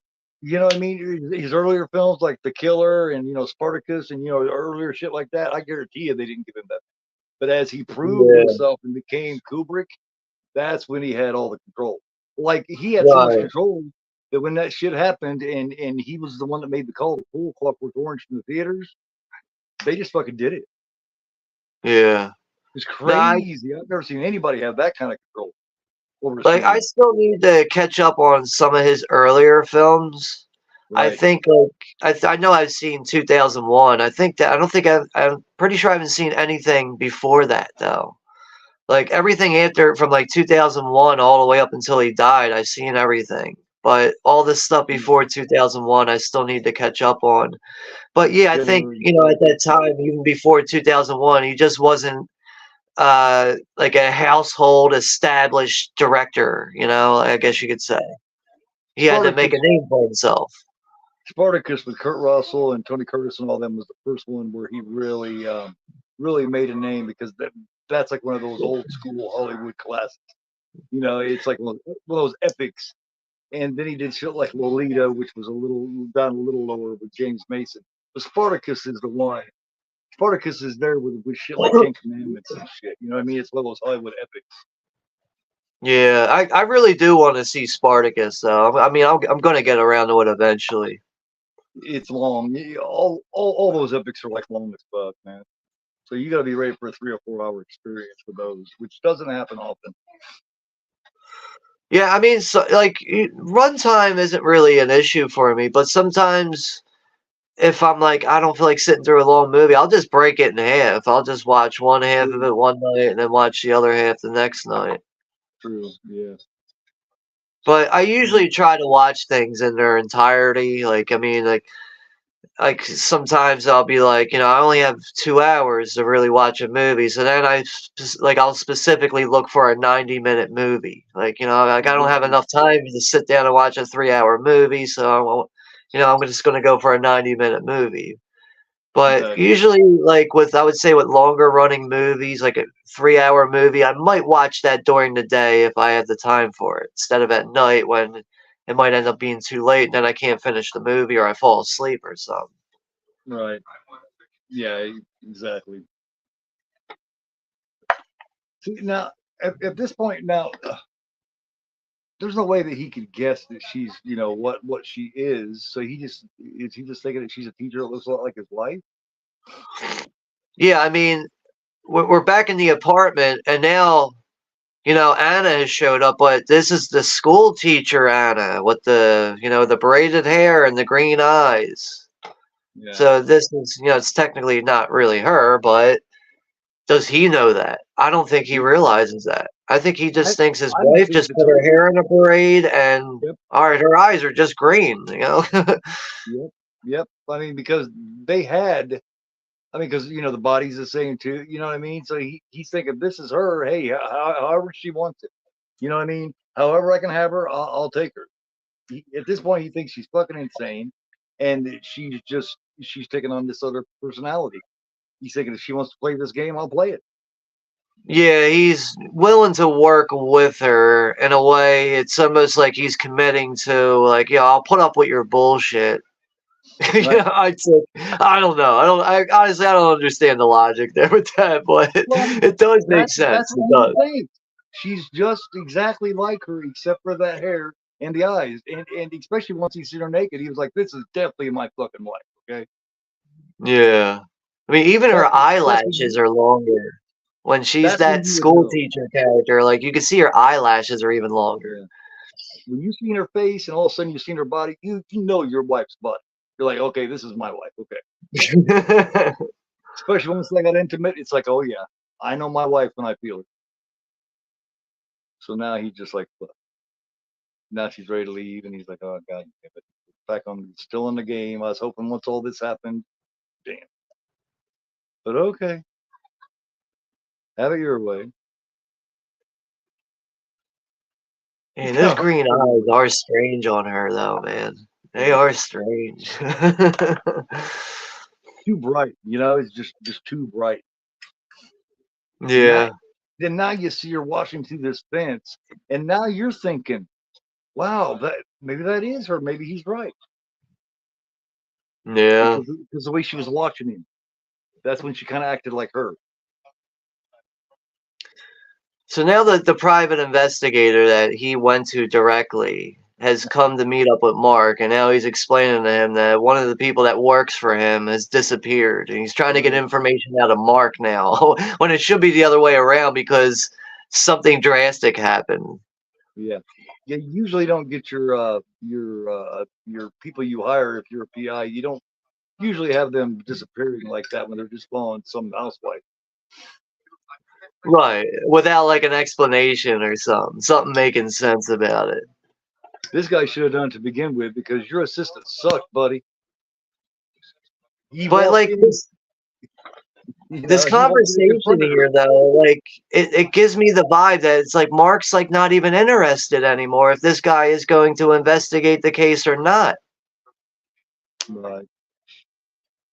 Yeah. Which kind of refers back to him being like, you know, ready for the loony bin. He's just like, it's like he's on his rocker, then he's off his rocker. It's just like, wow, I want to talk about like a whirlwind of emotions with these characters throughout the movie. I mean, the private investigator's comforting him. Yeah, he's trying to explain, because apparently these two private investigators were partners. They're gay. Yeah. And he's trying to explain it to Mark without actually being forward about it, without saying, like, look, I'm gay. Like, I'm involved with him. He's just explaining to him, like, look, this guy, he's not just a regular person. He means something to me. He's trying to explain it being gay without saying it, I guess you could say. Yeah, but Mark basically tells him, he tells the PI about Anna's personal apartment. So now he's showing up there because he needs to get answers of why his partner's gone now. Yeah. Nowadays they would have stuck it right in her face, you know what I mean? And he would have told all about being gay. Back then it was a different time. They couldn't come forward with it like that back then. Which is right. stupid. I mean, this is like, I think they actually filmed this in 1980 and it was released in 81. So I really like, I mean, I wasn't even born yet, but from watching films in that era, you could tell it was such a sensitive subject to talk about being gay and just being open about it. If you were actually, from like watching movies, like the vibe I get, if you were being open about being gay, it was like vulgar to be open about it. And if you were going to be open about it, it's like almost like, oh, you're a disease, get away from me.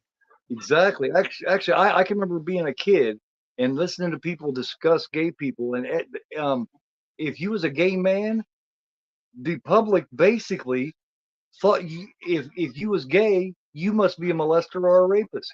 It was that, you know, he's gay, you better watch out for him. It's like, what do you mean watch out for him? He's just gay.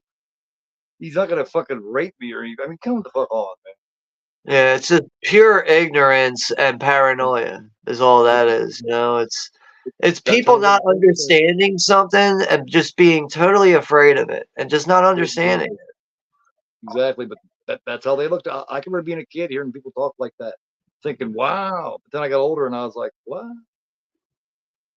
Yeah, I just know if you were like in those days, if you were being forward about being gay in any way, like people looked at you like you were a fucking alien or something. Yeah. There's no difference. You just have a different preference. That's the only difference. I mean, the way I see it, like, I mean, I have friends that are gay. The way I see it, if they're not hitting on me and if they're minding their own business, I don't give a fuck what they do, you know? Exactly. Just leave them the fuck alone, man. Unless they're physically bothering you in some way, don't worry about it. Yep. It's the same thing, but you're going to get that from a straight person too. You know what I mean? There's no difference. Yeah, as a teenager, I had a good friend of mine that was really gay, and I mean flamboyantly gay. You know, and I didn't give a fuck because that was their business. Right. It's also not fair to look at somebody and, oh, you're gay. It's like, all right, let's put you in a category and make sure to keep you over here and not talk to you. Because people are more than that, whether they're gay or not. People are just personality wise. Like, I'd say most of the people I know that are gay, they don't really give you, like, I wouldn't say they're like really flamboyant. You have to get to know them to realize, like, oh, like, this dude's gay. Like, they don't really come off as gay. They just are, but it's just not obvious either. Right.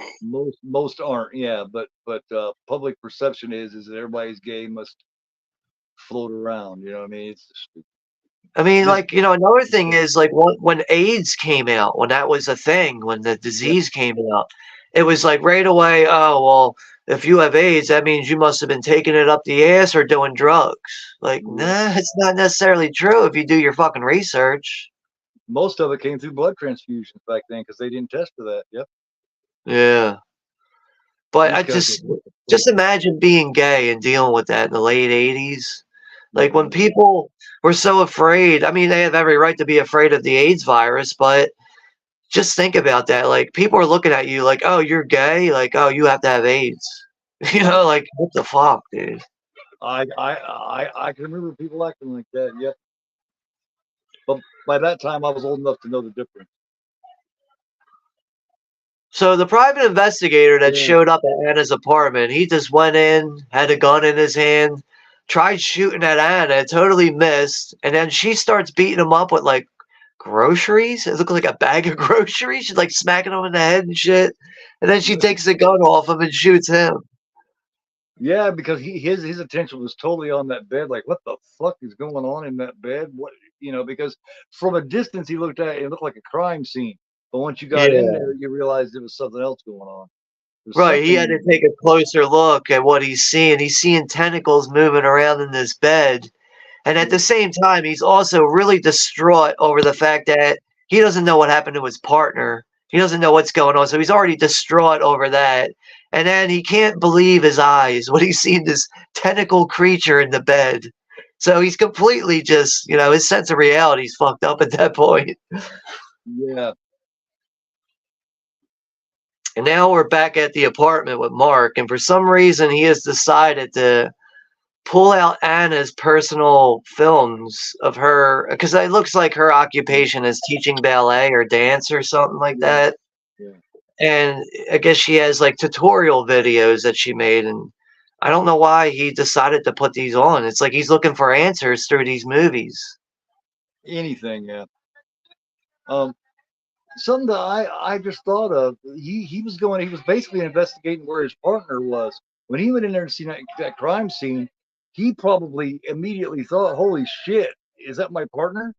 Yeah, right. I mean, also, I guess because, like, once he sees what's in the room, he gets closer to. He actually walks into the room. He's got to get a closer look at it. So maybe the first instance for him was probably like, "Is that him?" Yeah, and then realize it's not a human being. Because I mean, if you look at that thing really quick, it's very dark where it's in the room. It's not lit very well. If you take a quick look at it, you can see that it's got the shape of a head, kind of, not wouldn't say broad shoulders, but you can see it's almost taking form of a human until you really start looking at it. Then you see the tentacles and shit moving around. Yeah. But just like with Hellraiser, every time we see it, it's developed a little more. Yeah. I ain't really thought about Hellraiser being inspired by this.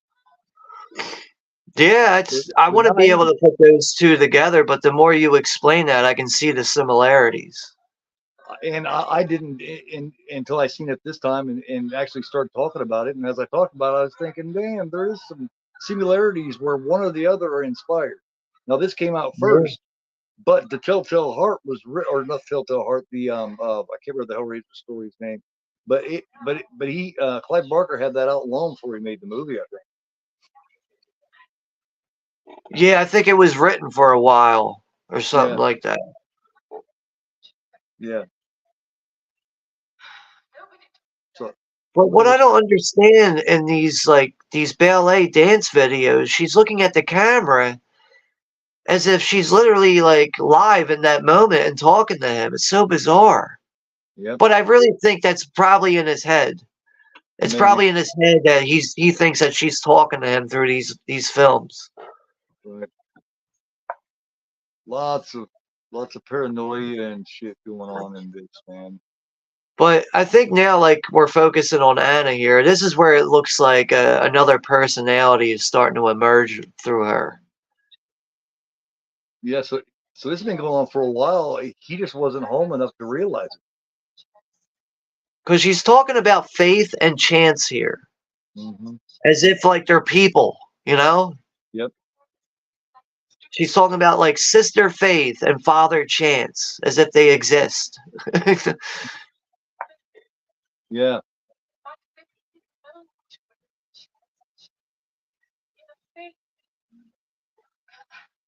Yeah.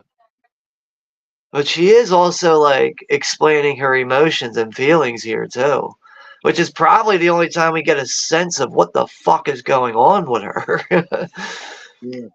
Like she needed that extra thing in her life. She needed that extra in her life because she was lonely or whatever, and that's how this was able to step in, just like with any other possession type thing.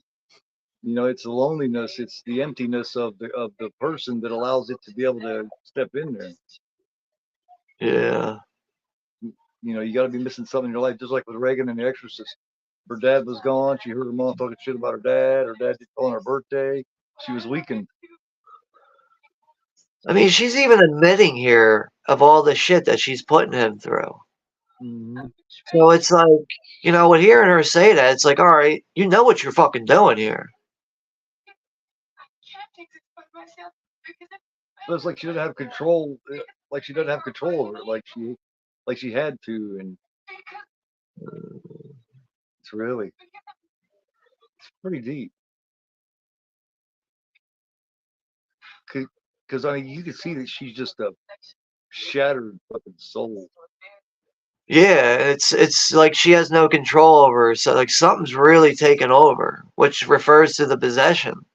Yeah, she was looking for something she didn't have, and for something to fill in that loneliness and fill in that void. And whatever that creature is, I'm pretty sure she has completely welcomed that into her life. Oh yeah. She's to the point where she's feeding it to make it whole now. But I mean, they're having an argument again back at the apartment, and she's literally just taking everything off of the shelves in the kitchen, and she's just throwing it everywhere. It's just like, what the fuck?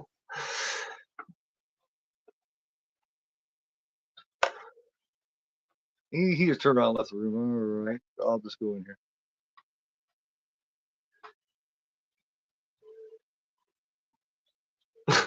One of my favorite parts is coming up with Heinrich in the bathroom. That's interesting.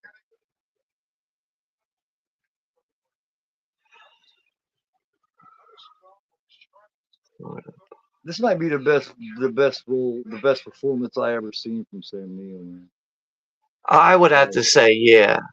I mean, I really think that the best performance really comes from Isabelle. Yeah. I think it's just her ability to be able to go from 0 to 60 with subtleness and chaotic shit. It just, I don't know, man. I don't see that a lot in movies in general. There's not a lot of roles that lends you to be able to do that. But she definitely took advantage of it when she seen this. She said, "I could do a lot of shit with this." Yeah.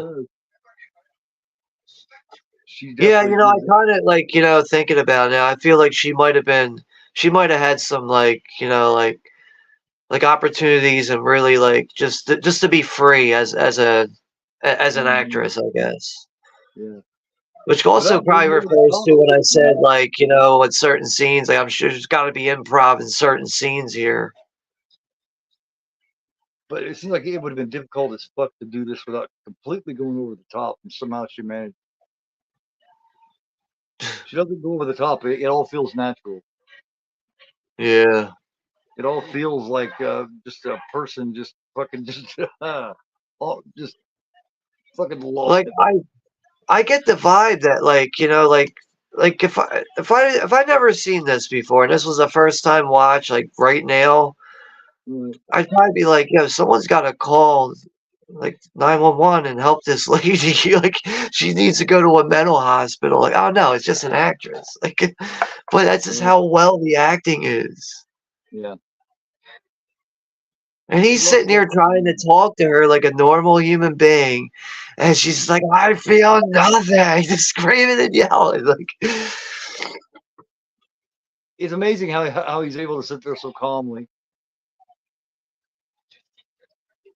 yeah, she is clearly possessed here, but she doesn't have the green eyes, so it's not the doppelganger.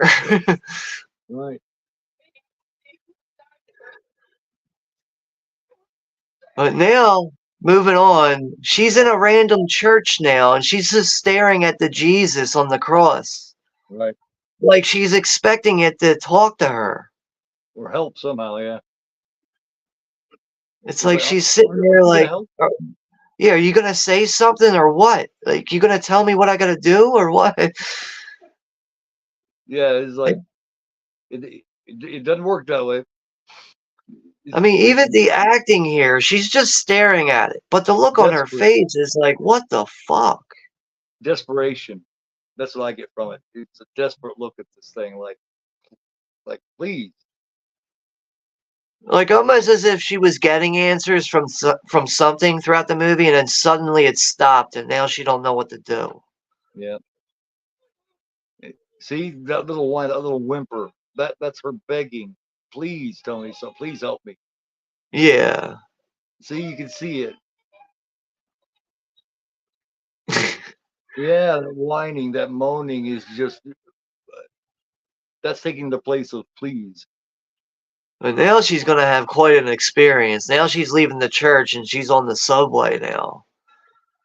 And this is like probably one of the most iconic parts of the movie, really. Yeah, yeah.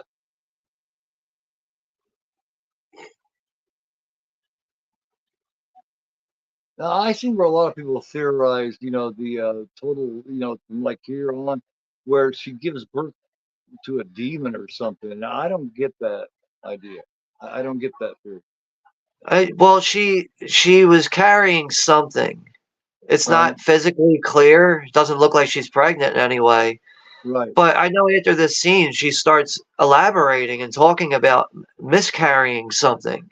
right. So I mean, it is like it's so hard to explain because she's clearly not pregnant, but she's having a miscarriage. So she's obviously pregnant with something that's inhuman. Yeah.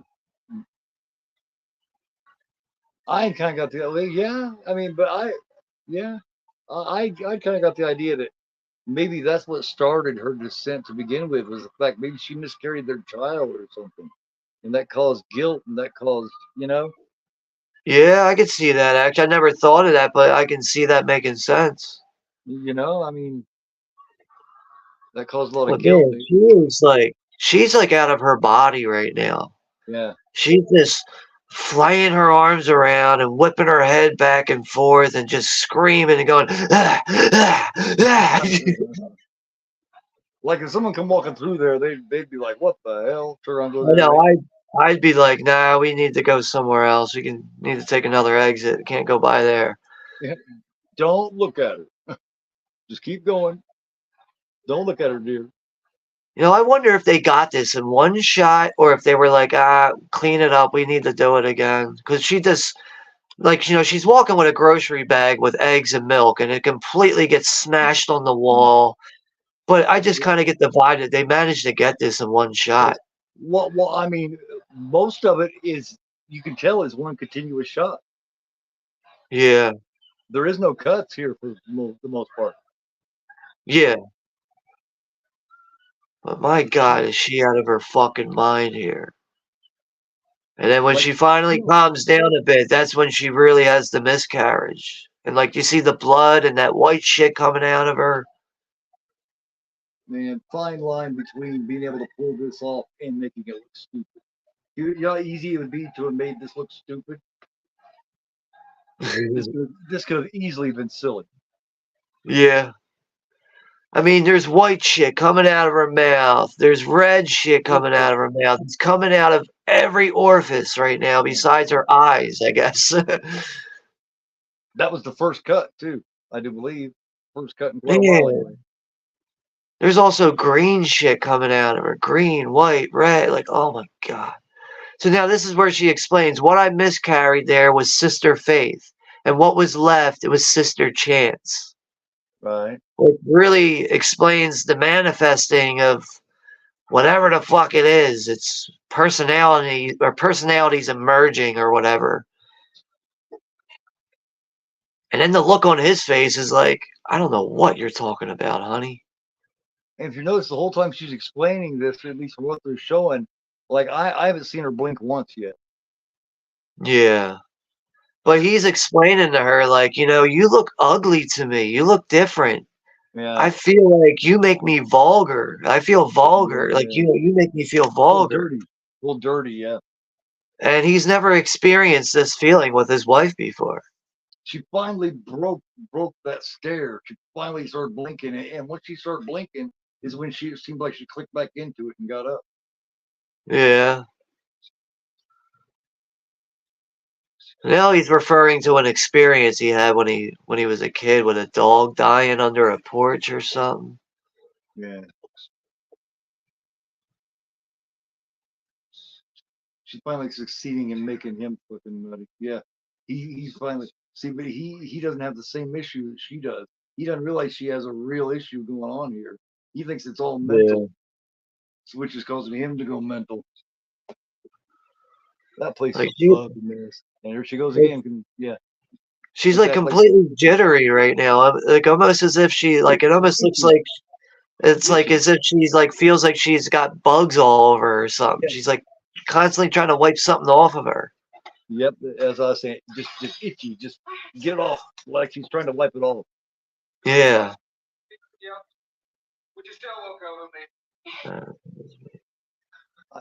He said she didn't have a choice. She has to go. Now, I don't know if Isabelle Adjani is still an active actress or not. I know she's still alive. She's probably in her early 80s now, but I think other movies with her, you ever seen the 1978 film The Driver? No. That's like a neo-noir crime film. It's about a getaway driver. It's like, you know, he's specifically like, you know, he's good at driving. So like guys that will pull heist off at banks, they hire him as a getaway driver. And I think she ends up playing like his like mistress or something like that throughout the movie, if I remember correctly. But she's really good in that one too. But she's also in Werner Herzog's Nosferatu, the Vampire, with Klaus Kinski. Oh, yeah, she's also in that. That's right. Okay, that's where I'd seen her before. I know I've seen her in something else that had to have been it. Yeah, she's really good in that too, man. But I haven't seen that since I was at least a younger teenager. Come out in the late 70s, didn't it? Yeah, I think that movie holds up pretty well, especially for a retelling of a vampire story that's been told so many fucking times. Right. But, you know, overall, like with her as an actress, I don't think there's been one movie or one performance where I was like, you know, she's a little off her game. Like she's just 100% all the time, just convincing, very convincing in her acting performances. Right, and she's really picky too. You know what I mean? She wasn't in just anything. Yeah. But I also like, you know, like with referring to with apparently her agent was like, you know, like, oh, she would never want anything to do with this fucking shitty horror film you're talking about. And it turns out it was the total opposite. Like, no, I am interested in this. Like, why would you deny me this part? Yeah, it just let me see it. Yeah, and it's a good thing she did. Yeah. Like, I feel like it's important as like actors and actresses, like you got to be open-minded to be willing to do anything. You have to be fearless. But if you don't like the script, all right, that's perfectly fine. Turn it down because there's other scripts. But I just think it's important as an actor just to be open in all genres. Yes. Oh, definitely. I mean, And also, look to what happened yourself. to. I mean, look what happened to Nicolas Cage if he hadn't started doing these horror films. Yeah. He's getting ready. We're getting ready to see something from him that I think looks really good. That Long Legs. I don't know if I'm familiar with that. Check out the trailer for Long Legs. Nicolas Cage plays a serial killer, and that trailer is creepy, and it's a teaser trailer done correctly. Like you have no idea what the fuck this is about, except for the fact that he's a serial killer. But watch the trailer for Long Legs, man. It is interesting as fuck, and it looks great. Hey, Juno's here. What's up, Juno? Yeah. Roadhouse remake is a dirty piece of shit. Oh, I already figured it would be, Juno. I keep seeing all those douchebag shorts on YouTube with Conor McGregor. He's like, don't ever let anybody get this close to you, man. And headbutts. Like, I'm so fucking tired of seeing that short already. Yeah. Now we're at the part in Anna's personal apartment where Heinrich finally discovers the creature. Oh, yeah. And he cannot believe his eyes. He's like, what the fuck is that? Now, I get the vibe here that the creature ends up possessing him here. This is why he starts acting bizarre. Oh, what is it? I know, yeah. Like you can see here, like something has got a grip on him now. He's not himself. And it also looks like he loses his vision here. He can't see anymore. Yeah. Which that's what tells me that the creature in the apartment's got a hold on him now. Yep. Yeah, at least until he leaves and meets up with Mark. Yeah. Well, yeah, once he leaves the apartment, he kind of gets his senses back. And now she opens up the refrigerator door and he takes a look inside, and it's the private investigator's body parts all stacked up in the fridge. All right, Chris, man, take it easy, man. Let's see. Yeah. Yeah, take care, Chris. Have a good weekend. Juno is just going full tilt rant master on here, man. Was a generic piece of shit that film is, and it has crappy CGI and the fights and shitty cinematography. It's I haven't even seen the movie. I've seen shorts and the trailer, but like another thing is it looks over polished. It just I don't know. Something about it just doesn't look right. I haven't been interested since I heard it was coming out. It's like no thanks. Like Jake Gyllenhaal doesn't even look the part. I don't know, man. Just doesn't look good. I'm not one bit worried about him. You know what I mean? Yeah, like I like Jake Gyllenhaal. I just don't think he looks like he fits in this movie. Well, that's what I'm saying. I'm not one bit worried about him. I'm not one bit. You know, I don't give a fuck. The Patrick Swayze role, put it over to where, that it was believable that he could learn how to fight and whip some ass. But Jake does not give me that feeling. Yeah, I don't get that kind of vibe. It's just terrible casting, man. Sometimes that kind of shit works. This one, I could safely assume that it didn't. Like I have no issues with Jake Gyllenhaal. I think he's a great actor. I do like him overall. Yeah, but this is the wrong role. I don't think he just looks the part for Roadhouse. I don't know. It's bad casting. This is the wrong thing for him. I think he made a bad decision. You know what movie he's really good in is that movie Nightcrawler. He was really good in that. Zodiac. He did, yeah, you know what I mean. He is a good actor, but I just think this is a little bit outside his wheelhouse, man. Yeah. It takes a Patrick Swayze type, you know. Yeah, they had that look too. Like I just even like now we're talking about that. Like Roadhouse, I feel like some movie that you really can't remake. Like I don't know, maybe you can, but no. But what they got from this remake and what I'm seeing so far, it just doesn't look and feel right. I'll be there as soon as I can. Oh yeah, because Heinrich called the apartment Yeah. And Mark picked up the phone, and Heinrich's explaining that Anna just stabbed me. And he's like, "Oh yeah, well, bleed out for a little while. I'll be there in a little bit." Like, fucked up to say Grin on that. his face. That made him happy immediately. He was like, "She stabbed you, huh? All right." Yeah, his face lit up with joy right away when he heard that. Yeah, Like, well, at least you yeah, got stabbed and I didn't. because he's under the assumption that Heinrich is the main culprit here, and that Heinrich is taking control over her using drugs. That's his whole idea. Yeah, that's right. Because like they were making out at one point. He's like, "I got this shit from India," and he's like flicking the bag, and you can see it's like some kind of powder in there. He thinks drugs is the whole reason behind this. That's how that he's the culprit, and that's how he's taking control over is with drugs. Yeah, he thinks Heinrich is just like zooted out of his mind on some substances. I mean, you would, I mean, it's a safe assumption. It makes perfect sense. In reality, it'd probably be the first thing I would think of. Yeah, that's why he gets this look on his fucking face and shit. But I love when Mark finally discovers the creature. Like the look on his face is like, oh my god. He's just staring at it, and then he even turns away for a second, like, and then he has to look back, and then he walks around so he can get a better view because he's just not sure what he's looking at. It's just complete disbelief.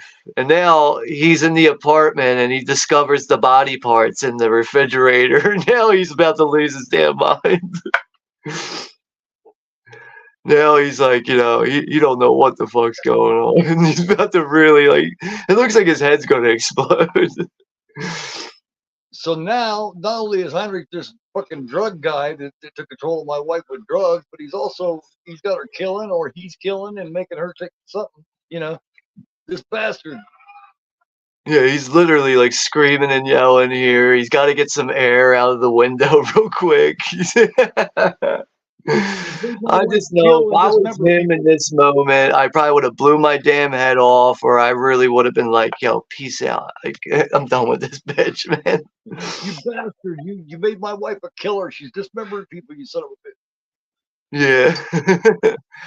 So now Mark, with him being a spy, he gets the brilliant idea. Let's get rid of the evidence here. Let's just blow up the whole apartment.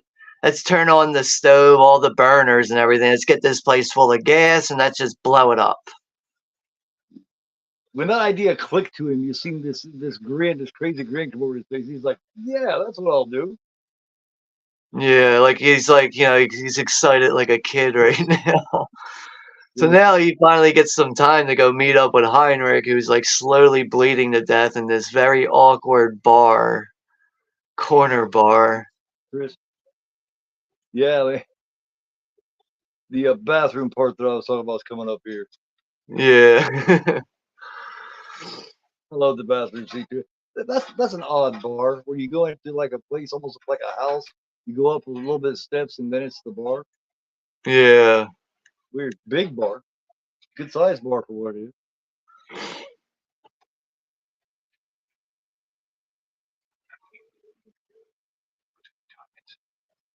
I'm going to the toilet.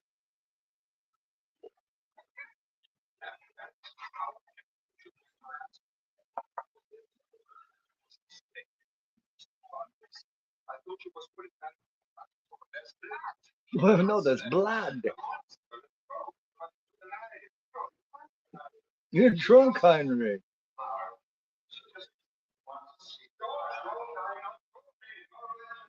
She is sick, Mark. Doesn't that mean? He's like, there are bodies in there. He's like, I don't believe you, even though he's seen everything. Yeah, there are bodies in there. All right, Heinrich. Yeah, he thinks he's all fucked up on mushrooms and shit. Yeah. He's playing games with Heinrich. Yeah, he thinks he knows something.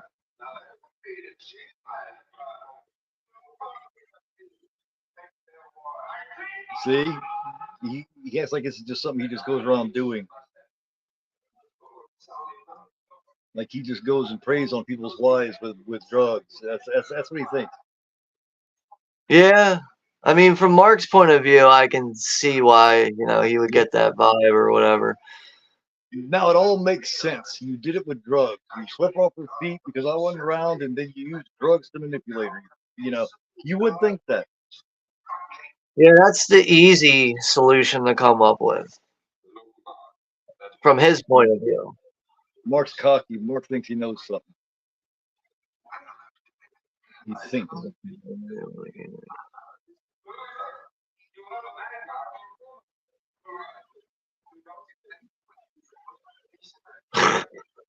He's just happy to see him stabbed and tripping out. It makes him so happy.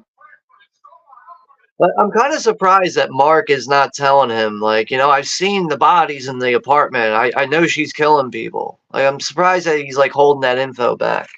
What? One of the first things Heinrich said was there was body parts in the house, and he's trying to tell him there's a creature, and that it was alive. Yeah.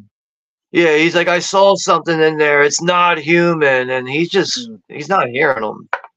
No, but he is aware of these things. The only thing Mark's not aware of yet is the creature. He's aware of everything else because he's been in there. Yeah, yeah. Heinrich tried to tell him, hey, yeah, I was in there too, and I seen body parts and a creature, and it was alive. And he yeah, that's why he's like, yeah, you're on fucking mushrooms, dude. Like,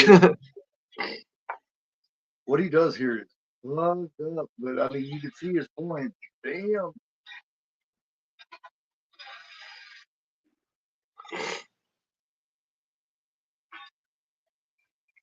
but he does end up killing Heinrich. Yeah, I'm gonna get rid of him. I'm gonna get rid of Heinrich. I'm gonna take care of the whole problem here. I'm just gonna get rid of the son of a bitch. Nobody will miss him. He's just a drug dealer.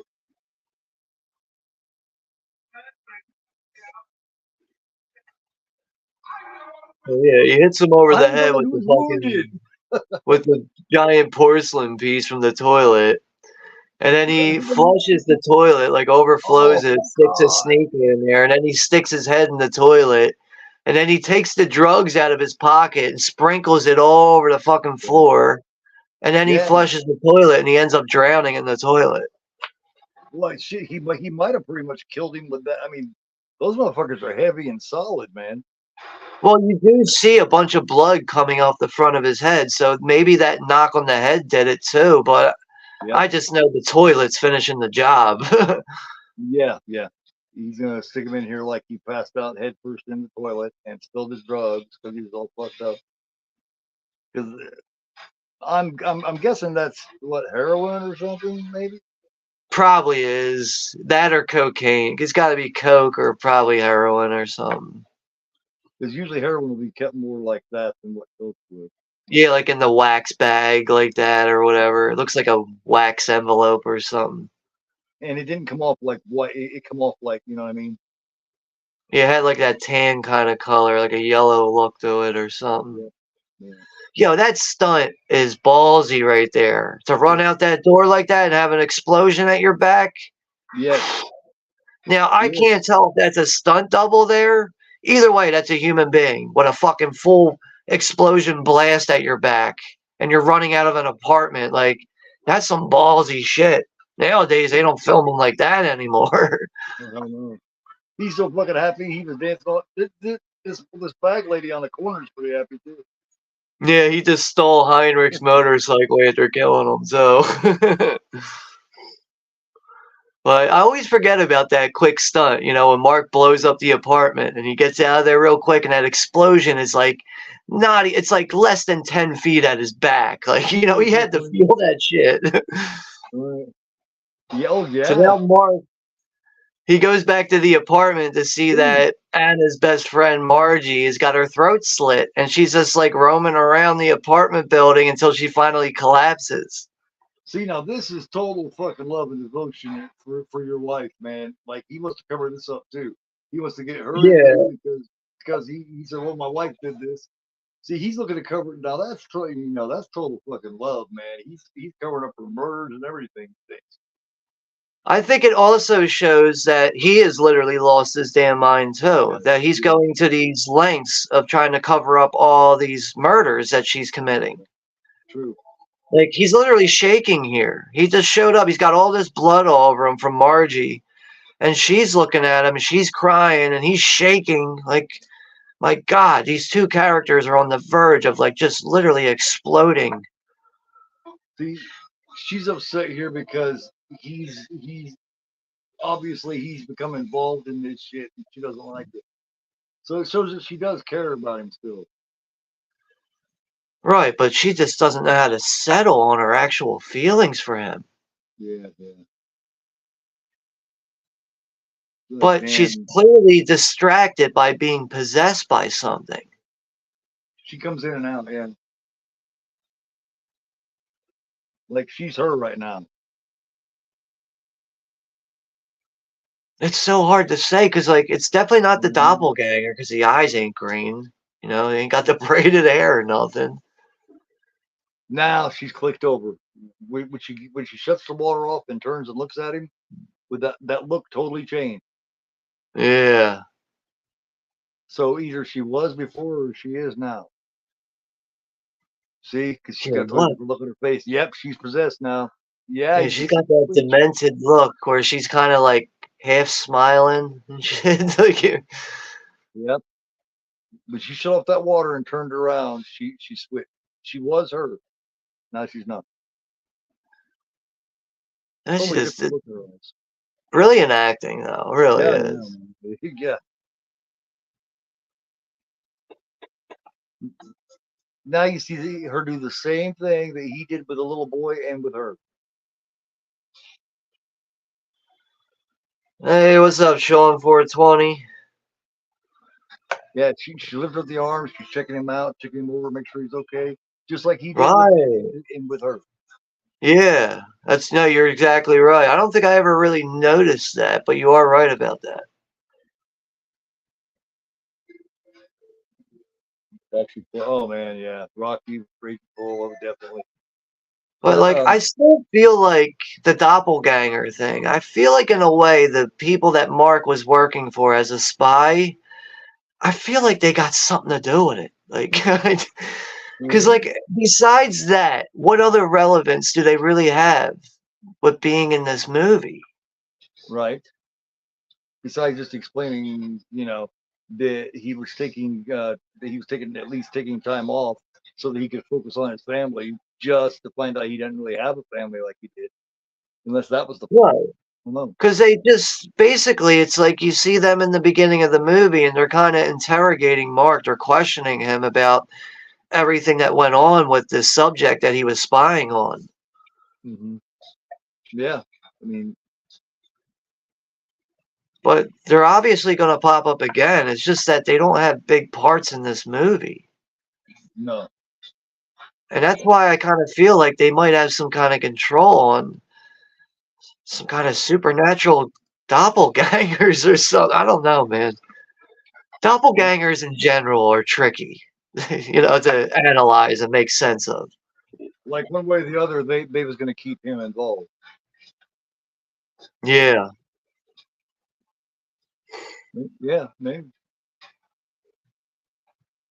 Like they're so far out of touch with reality. It's just like, oh yeah, it's right. We have Bob, the kid. We forgot about the kid that we had. Right. This poor kid, man, is by himself. The only one that was really looking after him on a full-time basis is dead now. Yeah. So he's like, come on, man. I don't know what the fuck's up with you two, but you please just be parents like before. That's the true tragedy here, man. Is that kid. Now both of his parents are just someplace. Yeah, they're just not there for him. They're so mixed up in themselves. It's like they're just completely neglecting him. So now Mark decides to he's taking Margie's body and putting it in a vacuum sealed bag. I don't know who came up with this part, but it's bizarre. I'm going to put this dead lady in this vacuum sealed bag real quick, and I'm going to get her out of the apartment, and no one's going to see anything. Yeah.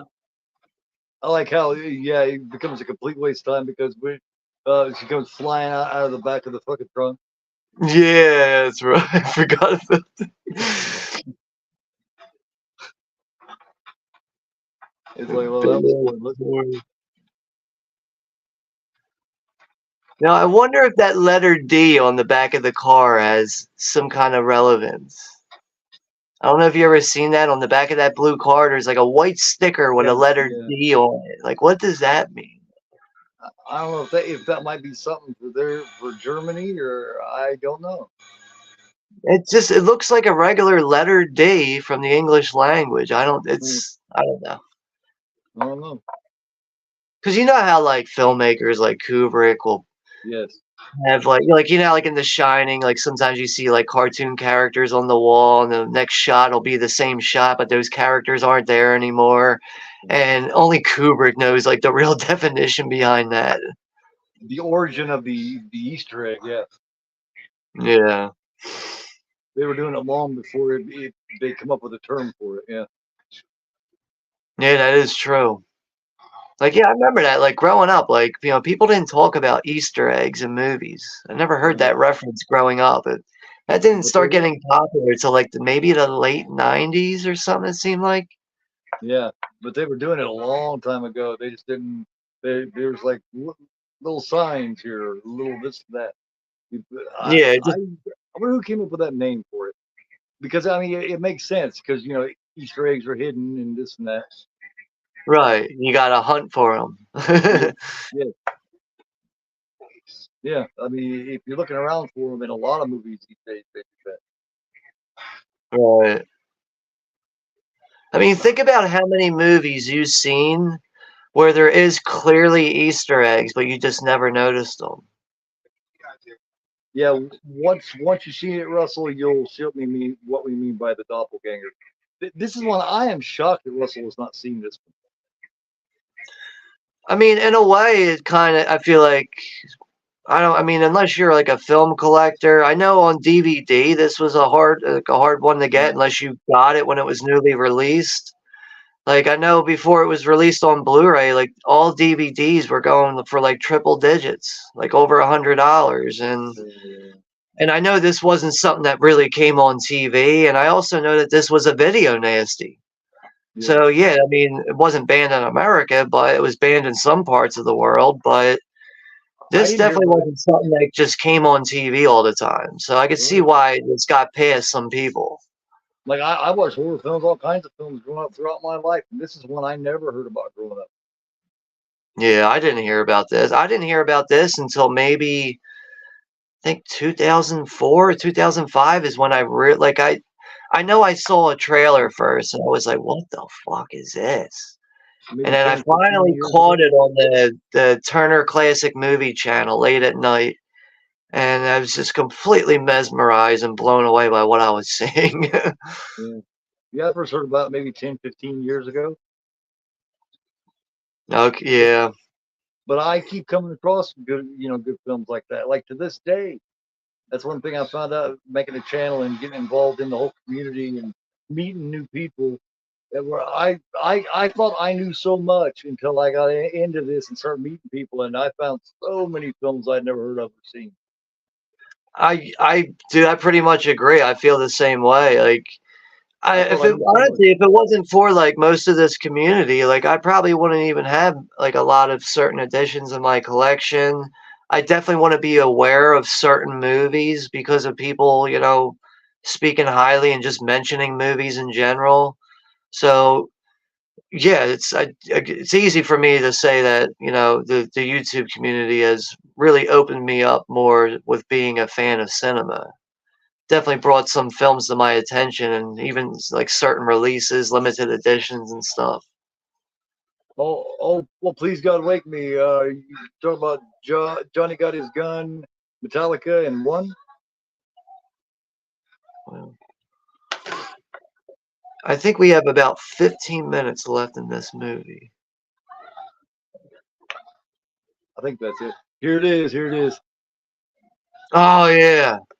He's completely like going, oh my God, she's fucking somebody. Because you hear this great pleasure. And then he looks at this is weird.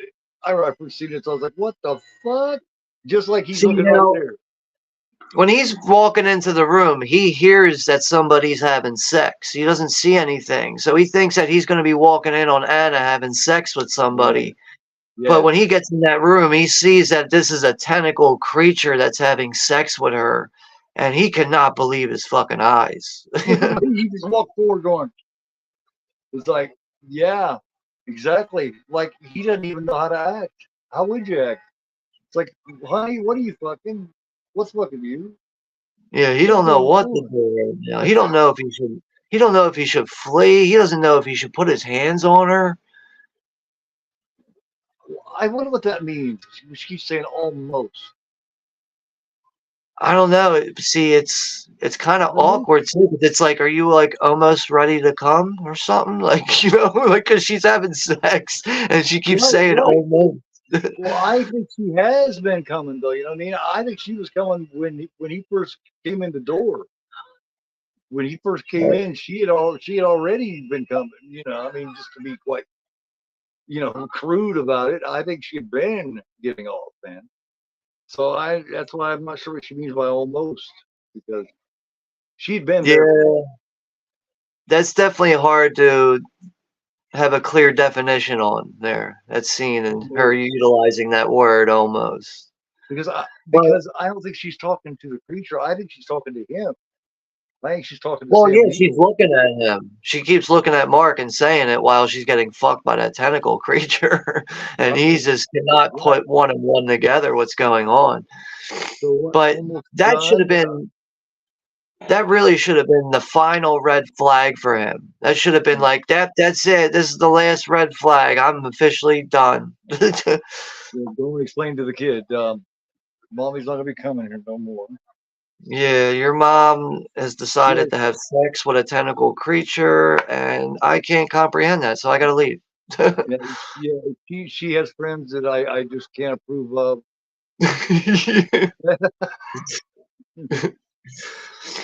I can't approve of your friendship with these people and still have something to do with our son. No, I'm sorry.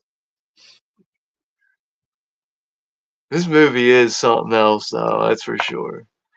You're not going to be visiting your mother's place. Not with that friend. Now, I really don't understand why he's visiting Heinrich's mother here after, he's killed Heinrich.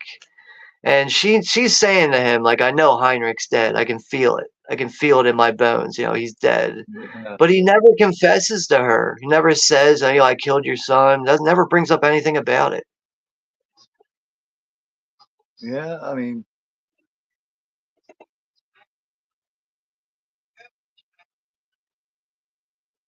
like she's not, but she's not surprised. Like she thinks he's probably dead, but she's not surprised either.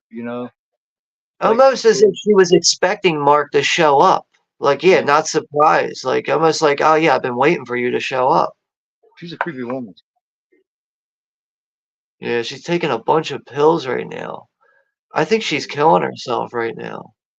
She just took like a handful of pills. Like, who does that without trying to kill yourself?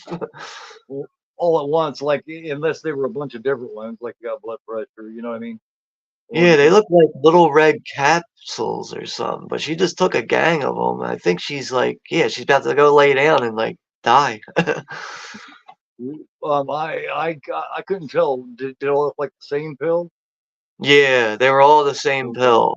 Yeah, they were like little red capsules. They all looked identical. Okay. Yeah. So it wasn't her nightly dose.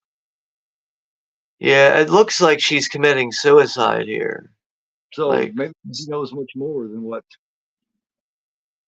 But a weird thing happens here. Like, she's laying in the bed, and Mark is sitting on the edge of the bed, and out of nowhere, the window opens up. Yep. The window, like, you could see that there's a breeze blowing against the bushes outside of the window. But it really looks like it wasn't the breeze that opened the window. It looks like something, an entity or something just came in that window. Right, because if it was the wind that blew it open, those trees would be moving a lot more rambunctious than that. Yeah. And the window would have swung open fast. Yeah, like the bushes look like it's just like a breeze going by. But like, for that window to open up is going to need some extra force there. So it looks like something that we clearly could not see has entered that room. But then the scene just ends after that. Do you think maybe while he was gone doing all this shit, she met Heinrich and without Heinrich knowing, his mother turned her on to something, turned her on to this fucking this creature or something. That's why she's killing herself. I never thought of that before, but it makes sense. I can agree with that theory right there. Like she knows that, and that's what's caused her son to get killed, and Mark's problem with Anna. You know what I mean? Yeah, dude, that makes sense. I just never thought of that before. Like, that's actually kind of impressive to hear that, to even think that far before the film, before, like, like to come up with something like that as a possibility. But now Mark is out of nowhere, like the guys that he works for, like where he's like a spy for, like they just show up out of nowhere. And they're explaining it. I think they're explaining to him that they like, we have another subject here for you. Yeah. But now this is where the doppelganger kind of gets involved or something. They're going. The shit gets confusing here. I know that. Yeah, they're going to the house, and he's trying to hide. He's kind of watching, yet trying to hide, but standing there. So then he hijacks this fucking taxi driver. He's got a gun to the back of his head. He's like, I need you to take this taxi and put it at full speed and crash into that cop car. Can you imagine driving that taxi out of nowhere? Some guy gets in there with a gun. I need you to drive this full speed into that cop car. Yeah. Yeah, and he ducks out of the car last second. The car crashes into the fucking cop car. He gets out and runs. Then Mark comes out of nowhere and starts shooting up the scene. It's fucking crazy. Yeah. And then Mark gets shot in the back. Still gets up, and he's shooting the other guys. This is so fucking nuts.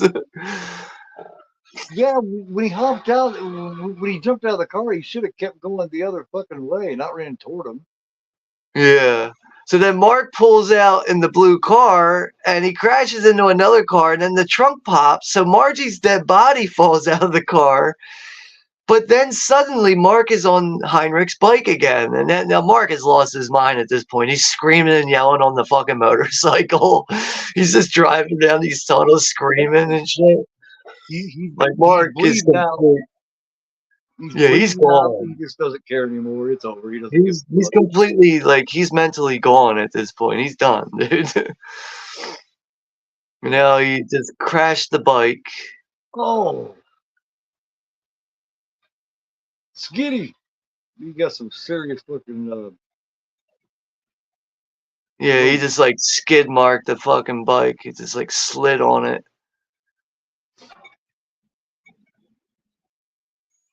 But yeah, he's shot out. He's done, dude. Like he's gone. Yeah. He can't even walk right. Where's the kid? I'm pretty sure he's still back at the apartment because we do see him again. Yeah, you go up all the. You go up a lot of fucking steps, man. You go up a lot of fucking flights. Just. But this isn't the building he lives in. I forget what this building is. It's clearly some kind of like high-rise apartment or something. But he gets all the way up to the top, and the staircase spirals all the way up to the top to this strange room. The staircase, well, it looks like a spiral version of the one that one apartment's in that's got the real tall doors almost. Yeah. He's going up to nowhere. It's almost like this leads up to nothing. Yeah, it's like you can see that if he goes up a little bit further on the staircase, there's a door there.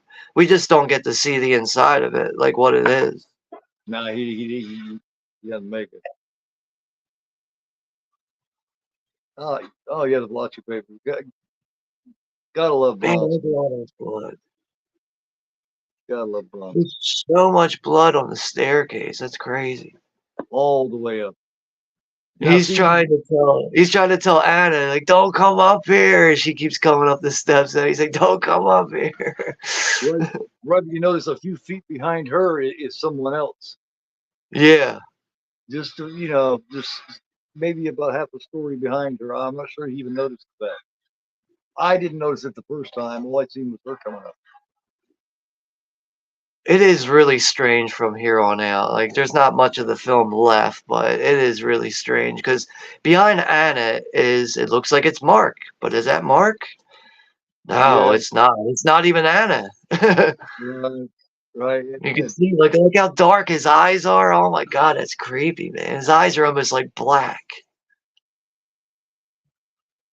And then her eyes, she has like a light shade of blue now. Yeah. And just even like the looks on their faces. See, look at him. That doppelganger, him is strange looking, man. So now Mark is finally getting answers, unexplained answers. Finally, at the end, you see. I'm just But gonna shoot you. now the local police have caught on to, I guess, Mark's fucking renegade shenanigans there with the cops, but they show up at the apartment and start shooting up into the staircase, which I think ultimately is what kills him. Because now it looks like it really is Anna and Mark. Yeah. And they're both bleeding to death. They both have been shot at this point. Yeah, she got nailed. I thought that the doppelganger comes, her doppelganger comes in now. Yeah. So I think that one actually maybe was her. Well, you can see how exhausted Mark is. Just completely worn the fuck out mentally and physically, like covered in blood. And now Anna is finishing them both off, it looks like. She's going to shoot herself in the back there, which is a strange position. Yeah, yeah. And it looks like they both end up taking that bullet there. And then again, Mark's fucking doppelganger. So hard to live with it, huh, brother? That's what he says to him. And it's like, what the fuck?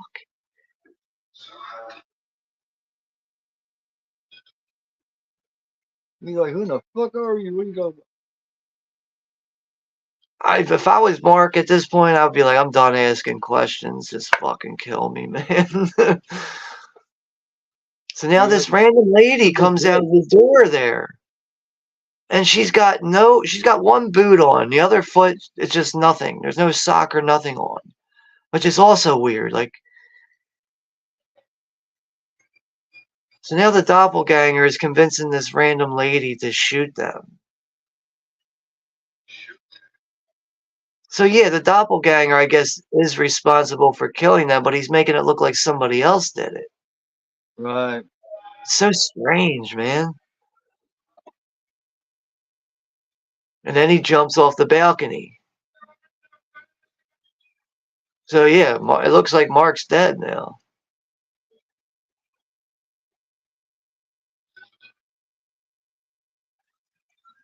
And then the whole thing with the pink sock, I don't understand that. Because in the beginning of the movie, they say, does our subject still wear pink socks? It doesn't get brought up again until now when that guy takes his shoe off and he's wearing pink socks. Yeah.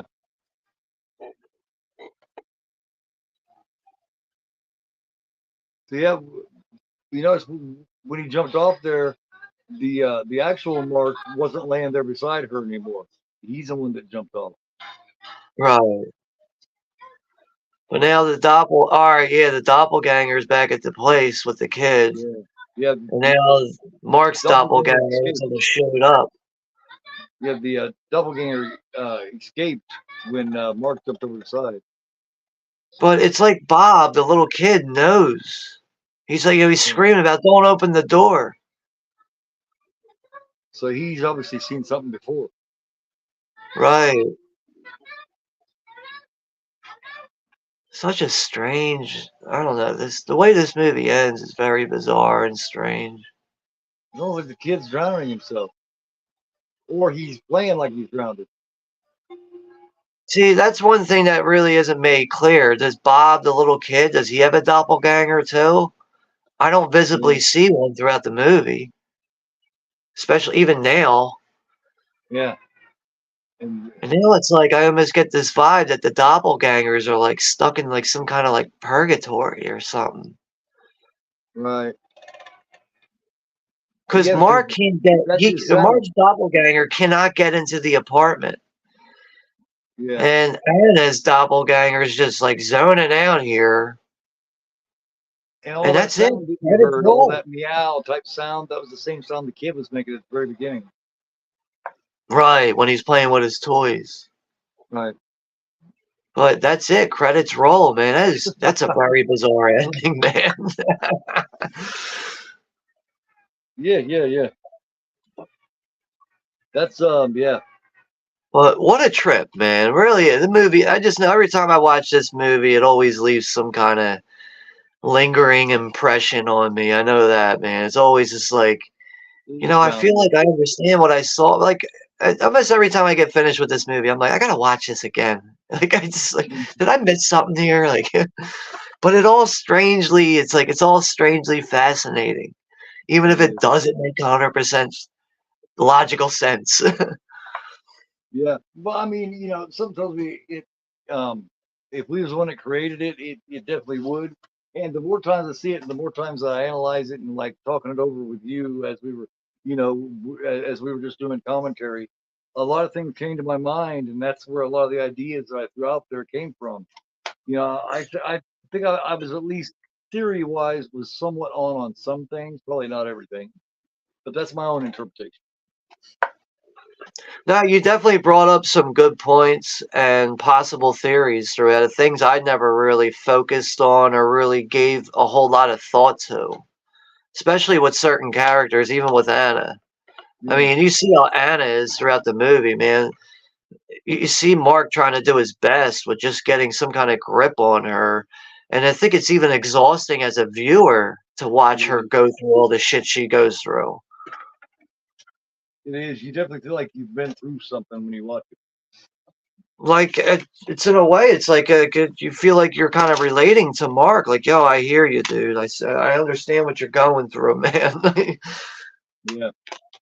With what he had left, he just jumped over the side. I mean, at that point, what else do you even have left? I don't even think he was able to think of his kid at that point. It's like even his doppelganger at the very end was still on the outside trying to get in and figure out what's going on. Even his doppelganger. Yeah, he couldn't get into the apartment. You could see he's like trying to find a way in. He doesn't know how to get in, and she's not hearing him or whatever. It's like, dude, even your copy is on the outside looking in. But I mean, the last image we get of the kid Bob, he jumps into that bathtub there, and he doesn't come out of the water again. So it's like, did he kill himself? Yeah. Or is he just playing dead to try to fool the doppelgangers because he knows that they're not really his parents? Yeah, maybe he's the only one that truly knows what's going on. Because I mean, if you think about it, he's the only one that's seen his mom, that's still around, that's seen his mom from the very beginning of all of it. Right. He's the only one that he's seen more than anybody has. Like his dad probably wouldn't have wanted to have seen what his kid had seen. There's no telling what that poor little boy. But he's not trying to witness anymore. That's for sure. I'm done with this shit. I'm just gonna stick my face in the tub. You don't deal with it. With the stream on Sunday for Evil Dead 2, what time are you trying to do that? We're gonna do it at 7. We was gonna do it at 9, but since you got your thing going at 10, I got a hold of JT and we decided to do it at 7 instead. All right, I think I can make that actually. So I'll just show up for that, or just send me the link. As of right now, I should be able to show up with that without any issue, but I'll let you know if something pops up to where I can't show up for it. But more than likely, I don't think I have much going on for Sunday, so Yeah, I'm gonna, I as of right now, I definitely, I want to, shoot for joining you guys at 7 o'clock for Evil Dead 2. I don't even think I've Cool. ever done an Evil Dead film yet, like even like a watch Me party neither. or even joined anyone. So that'll definitely be interesting. And yeah, I haven't either.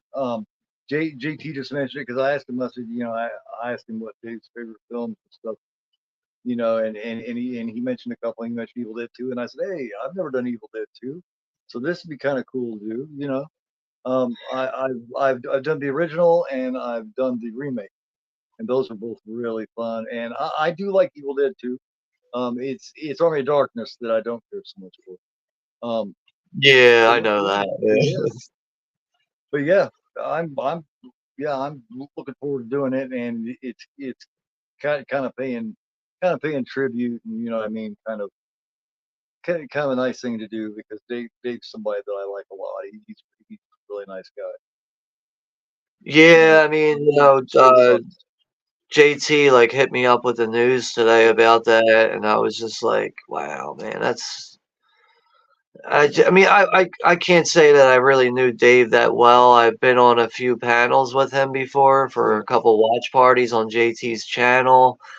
nice Very guy. nice guy overall. Just, also I can say, seems to be very passionate about films Oh and yeah, things that yeah, he's into with like hobbies in general, but always a very nice and respectable person. But that's good. it's just crazy to hear somebody Mhm. have like I don't want to jump into the whole Right. details about what happened and everything, but I just cannot believe something like that could happen to somebody like him at the age that he's at. Yeah, It's yeah. just like what the fuck, man. I'm glad that I got him on my first episode of the Roundtable. It was me and him and Night, and you know what I mean. I was glad I look forward to doing a lot more with him. But I'm glad that I got that. You know what I mean? And it's really cool, and it was a lot of fun.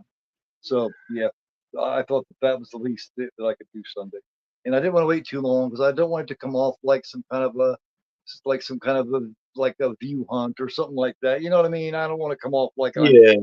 you know, Like as if you're trying to exploit it and make something right, off of it right, or something. That's right. definitely not what it's about. But people do get the wrong impression sometimes on here. People read into things a little differently or the wrong way or something. So But yeah, no, I definitely, I agree with it, man. It's real. It's the least you can do at this point. All of us are powerless to do anything for the guy, and it's just. I was looking at his channel today. I was just like briefly looking at it. It's like, dude, he just put a video out like 12 days ago.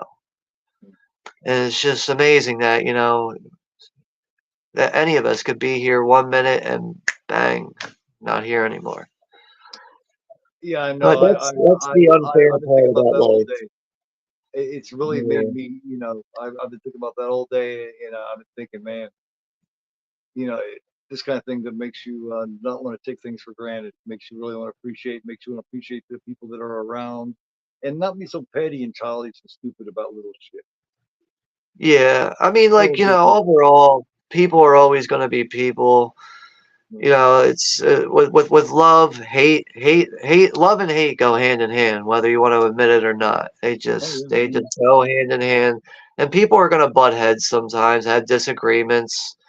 People are gonna overreact and not react to the certain things the way they probably should be. But I think most people in general, like probably could speak for most of the community. Like people do mean well. It's just sometimes a few of us will get off track of just being positive, and the next you know it, people can be butting heads and don't realize that it's just not worth the aggravation or the time or the energy.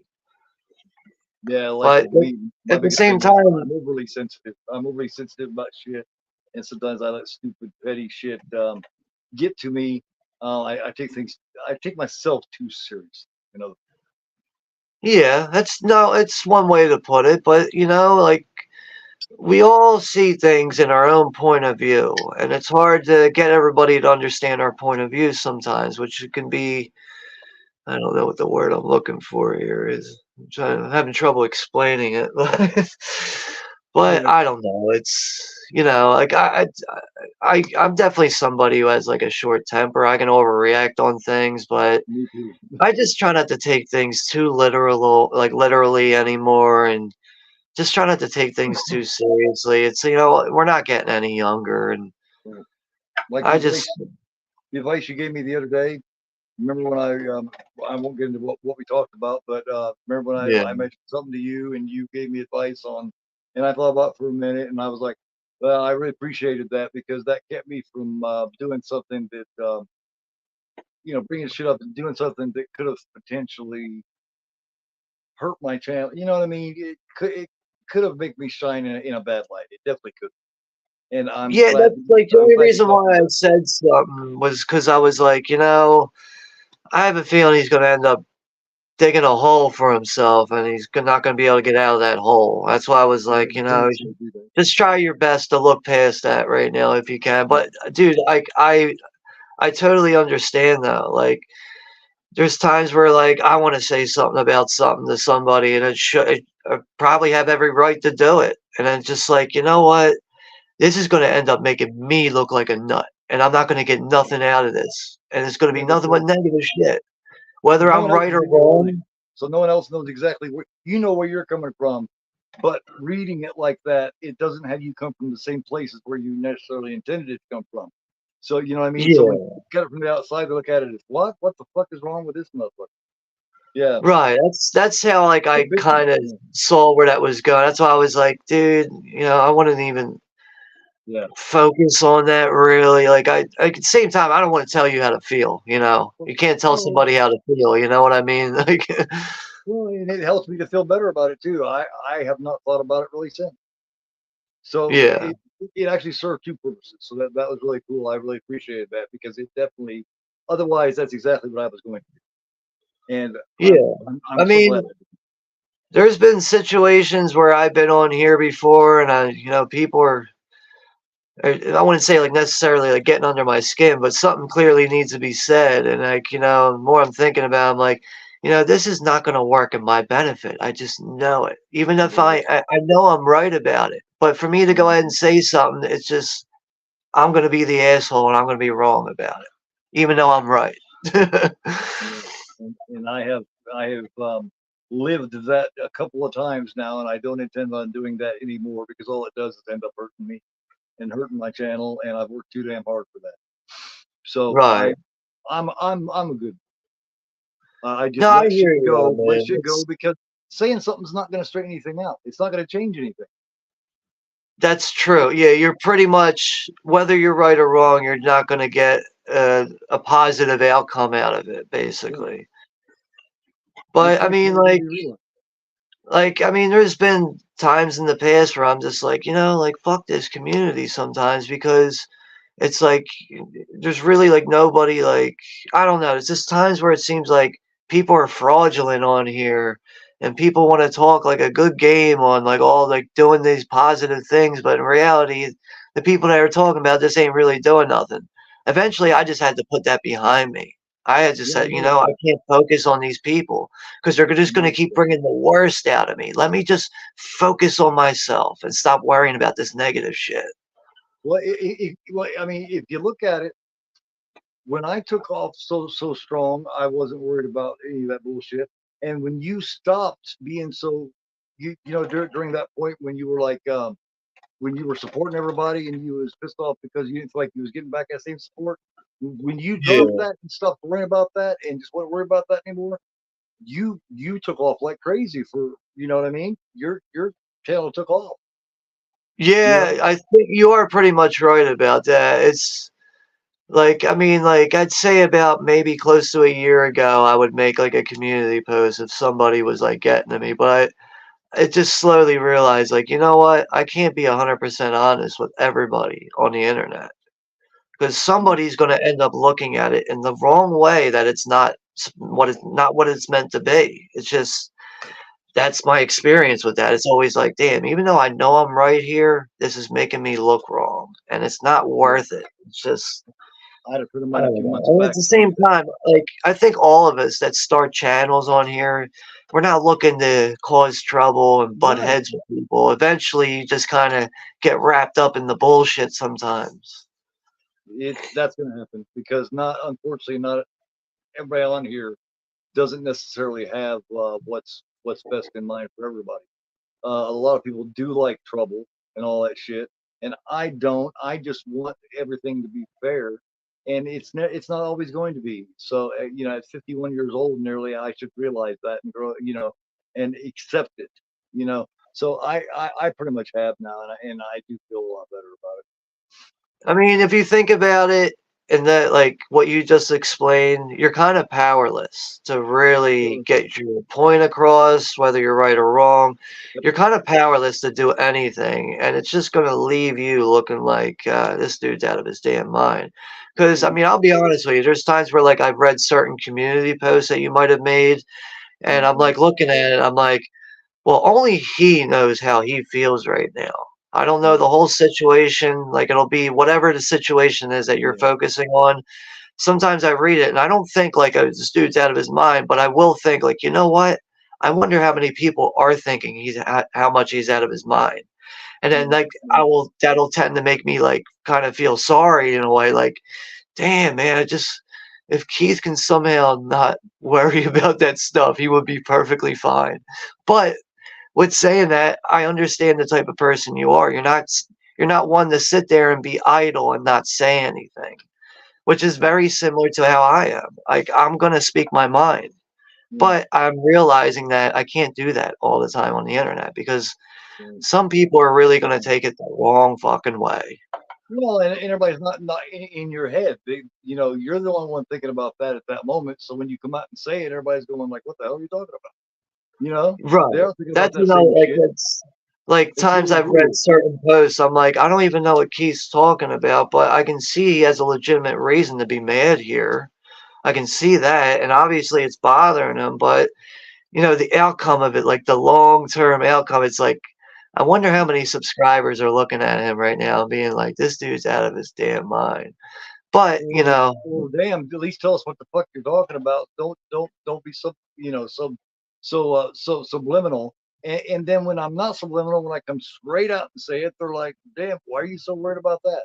So that's what I finally just realized and said, "Fuck it," because the bottom line of it is, it goes back to that old rule: you can't expect everybody else to think and feel as you do. You just can't, because they don't. yeah, that's a good way to explain it. And, I don't know. It's a tough situation, but I just overall, you know what, I just decided that if something's bothering me on YouTube, and if it's like a person that's bothering me, I've decided that I'm not gonna like make a post about it or call somebody out about it. I'm just gonna focus on what I started my channel, like why I started my channel in the first place. I'm just gonna focus on that. And since I've done that, I just noticed I've had a much easier time on here, much less stressful time. What I do is start editing and working on some new content. That's the way I redirect myself now. And you notice there hasn't been any of those posts and shit in a long time. Yeah, but like, I mean, like, I'm not trying to tell you like not to make those posts. Always do what you feel like you have to do is best. I just sometimes when I see it, I'm just like, man, I hope that doesn't set him back. It's just sometimes I see that, you know what I mean? I'm just like, yeah, I hope that doesn't like, backfire on him. That's all, because usually that's what it ends up being, a lose-lose situation when you want to speak your feelings on something, and then if you got to mention another YouTuber, it gets real sensitive, which is understandable. When it comes right down to it, other YouTubers and your subscribers really don't give a shit about what that is you're bitching about. They don't care. They just want to have fun. Right. Yeah, it's people aren't there is some people who thrive on negativity. I know that, but I think most people are not on here for a negative experience. They're not really looking for it, but I think sometimes with some people, they might not be looking for it, but when they see it, it's like, oh, let's blow this up now. Somebody started some shit. Let's get into it. Let's really watch this. Like, I know there's been times where like somebody might have started a stream over one YouTuber, and then I'm looking at the views, and people are coming out of the woodwork because it's drama. Like, that's sad. You know, like what the fuck? There's people you don't want to fuck around with. You know what I mean? Basically, it goes down to it. You don't want to fuck around with those who thrive on it. Like Yeah. Ninja brings up a good point too. Things can also be taken the wrong way in the written format. That's something I'm really bad about. I do not express myself well when I type something out. I don't. I have made so many people pissed typing shit out. Yeah, it can be hard to really, you know, understand how somebody's feeling in a moment with typing because we're all different in the way we express ourselves, you know, and typing it out is not going to explain feelings. It's just going to Right. get the words across. That's all, you know. Yeah, and if you're explaining a grievance to someone in particular, and you do it in the typing format, they take it as a confrontation. And But it yeah, may I not definitely, be. yeah, But yeah, yeah, definitely it becomes a confrontational thing, and yeah. Which I don't usually know, isn't but what, you know. You I you do can't agree tell with, people how to feel. yeah, well, what Jason said though, it's, you know, it's hitting the nail on the head. Definitely, But you know, definitely. like with saying all that, I just don't want to see it, you know, back yourself in a corner unintentionally, and then next you know it, it's taking effect on your channel, and then you're taking a step back and thinking what you got to do to get yourself on your feet again. Sometimes Right. I see that I'm just like, fuck, man, that sucks, And man. you speak from experience too, because like you said about a year or so ago, I had a few different people, you know, that you know, and that I know, remember certain people that we talked about back then that you had Yeah, grievances with. So you know, that's why I listened to you when you said that the other, you know, a week or two ago, is because I knew you were speaking from experience too. You've been there yourself, so you know yeah. what I mean. I mean, that is And, another thing I think of why I'm at the point where I'm at and how I am now. I just try not to. There's still things that bother me on here with certain people right. sometimes, but I really just got to look at it as, all right, that just keep scrolling, you know, I just got to keep scrolling to stay out of Or, or, trouble. You know, or, it's just, it's not or just worth get it, man. or just get yourself busy like I do, and just start either editing something, and there's always something to work on, something for your content or just whatever, or go spend time with my son. That's the way I do it now. Instead, and it's working well for me. That's So, good, man. You know, it's just, so you know, I want to see all of us just have fun on here. We're all going to have our bad days sometimes, and yeah, we're not always going to see eye to eye with everybody on things, but I think all of us in general, we're fairly respectable of everyone's opinions. We all know how to hopefully, have a sense of humor and poke fun at things without overdoing it and hurting anyone's feelings or anything. And hopefully. but I mean, I think the Yeah, community's been pretty good overall as far as yeah, people it is. supporting other people. I see a It lot is. more people than usual showing up in other streams and stuff, and just even with comments on videos. Like, I really have nothing to complain about with the community at this point. But Yeah, overall, I yeah, just want me to neither. see you. I just want to see you, because you know, with you and your channel, everything you do, in my opinion, is just as good as anybody else on here, if not even better. And I just, you know, it just sucks Well, yeah. sometimes. Like Well, dude, I I see got your channel 500 take a hit, subscribers in and it's 1 like year. you gotta kind of disappear. Like you'll take a, I see you take a step back, and it's like, Have to. you know, I you'll have come to. back with I something new, and wanted it's like to. I could see like you're reinventing yourself all the time. It's always like you got to restart the wheel again. And it's like, damn, It's I not hate to supposed see to, that though, man. happen now. Well, no, no, and think about it, man. Just like I told you before, in the last year, I've gotten 500 subscribers. That, that's nothing to sneeze at. So I have nothing to complain about. I quit, and that's even taken several month or two breaks. I mean, Yeah. I would, you know, if I hadn't taken, like I said, in almost 3 years on here, I've done maybe 2 years worth of content. I've only got 325 vids.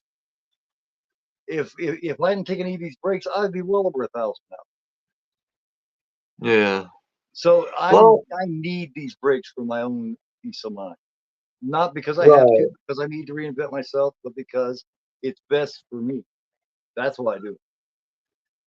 Okay.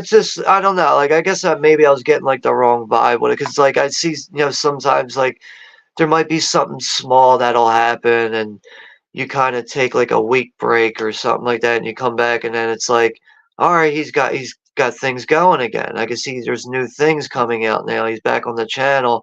But Well, sometimes I'm think just about it. like, it's like, I don't even know how to really explain it. It just seems like sometimes it's taking a hit on you, like emotionally and like physically or something. But It always does. I put so much passion and so much into it. It always takes a hit on me emotionally. It's bound to. It's right, just the person that I am. But how many people in 2023 got 500 subs? You know yeah, what I mean? yeah, As far as I'm concerned, that's doing damn fucking good during this kind of content. right, right. I mean, Dude, you're like at 705, or if you're somewhere over 700 now. I know I'm that. 712. Last earlier before we did the stream, I was at 712. At the end of 2022, going into 2023, I was under 200 before Yeah. 2020. You Yeah, know, I so remember for a while there, you were like 300, then under 300. It yeah. seemed like you just couldn't get past 350 or something like that. um, But it was for a minute I was halted up because of the shit that went on between me and my first co-host of for the horror of it. But that because that was an intentional stab at me. That was a person that I was told by many people that had wished my channel to go down. That person actually wished for my fucking demise, which I think is totally uncalled for. But anyway, but after that, think about it. So in 15 months, I've gotten over 500, about 520, 530 in 14, 15 months. I think that kicks ass for the kind of shit that we do. yeah, definitely, dude.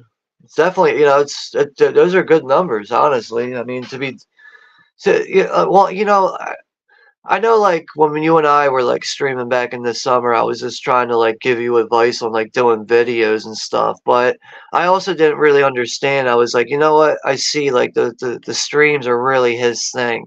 But that was when I was still, like, you and I were still kind of, like, fairly new with each other.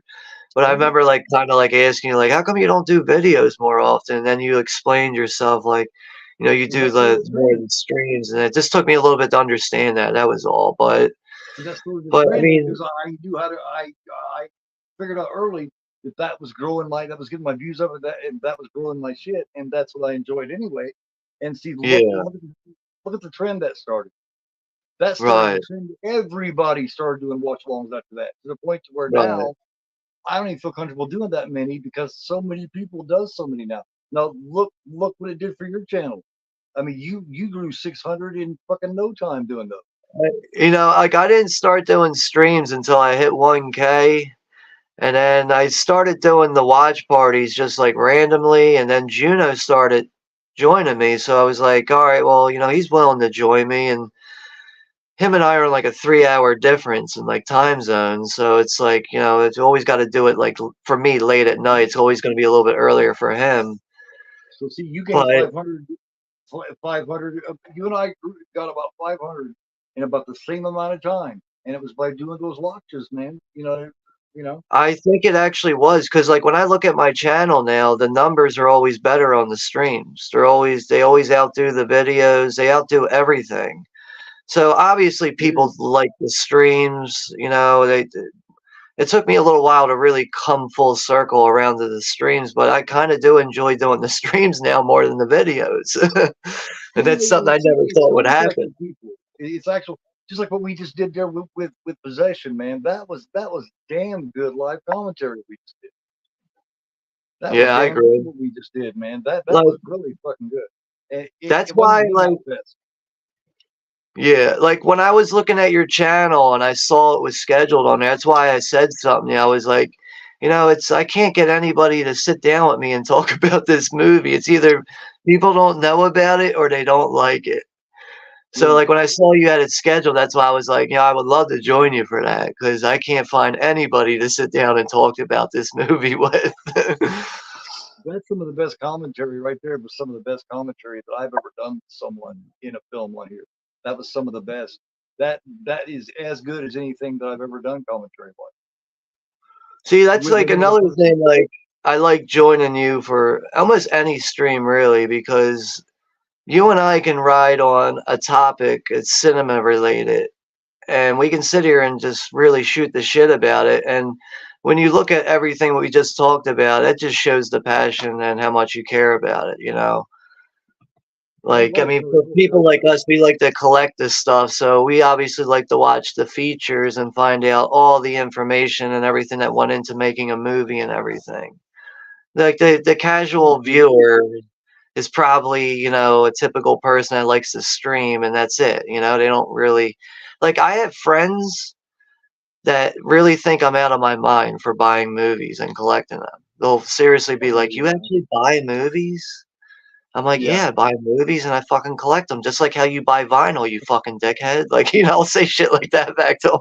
Because, like, most of the people I know, it's either, like, they collect vinyl or they just like to party all the time. That's, like, most of the people I know, but, like, there is, like, a few friends out there like, "You really buy movies? Like, why not just download them online? Like, you can get them for free." I'm like, "It's not about that, dude. It's, you know, it's I don't know. It's being a collector. Like, I know when I was a kid and I wasn't really old enough to be renting R-rated movies. Like, I remember saying to myself when I was a kid, I was like, I'm gonna own these movies someday. And now I Yeah. finally own most of these movies someday. Yeah. I've never been the one that did the popular thing, but when people, I've had people say that same type of shit to me, and what I always tell them is go to YouTube and look at the people that collect physical media. You'll be blown the fuck away. I'm not that weird. Like it's a niche thing, but there's a lot of us, and Yeah. whether you realize it or not, just because the studios aren't whipping out the Blu-rays and 4Ks and shit anymore, hardly. Look at the boutiques that are. There's no there. This is like the peak that it's ever been boutique wise. There's a ton Yeah. of these fucking flavors, man. You know, Like some of these I can't keep up with it. I definitely agree with that. And I don't really get how, like, it seems like every week somebody puts out a video that says physical media is dying. I And then know. I will bite on that video, I will watch it, and there's really never one clear point made of how the physical media is clearly dying. I don't see the proof. Well, there's not And as many at the Walmart same anymore. time, Best Buy's not carrying them anymore. But you're not looking at the boutique side. right. Like that's another thing. Like I just know from being a collector and being aware of what studios sell what, it's just like this shit's not dying, dude. If anything, it's thriving right now. It is. Maybe it's not thriving in the bigger studios or whatever it is that's making people really think that the shit's dying, but The only it's people I don't don't know, realize man. it's It's Walmart in it. Like the studios realize it. That's why the studios are starting to whip that shit back out again. You know what I mean? yeah, Now they're just trying to get all fancy with their releases and shit. Some of the studios are. They have picked back up again in putting them out. The studios have. Even Disney was going to stop, but they aren't now. Now yeah. they're doing it again because they're like shit, man. All these boutique labels are fucking getting a lot of business that we're not getting anymore. Fuck, we're missing out. Well, I heard with Disney, apparently originally when they were releasing physical media like a while ago, they used to have like this one person there that would take care of it, and they ended up firing that person Man, for what I've heard. I think they laid them off or something. So that's when the physical media disappeared, when they got rid of this one person.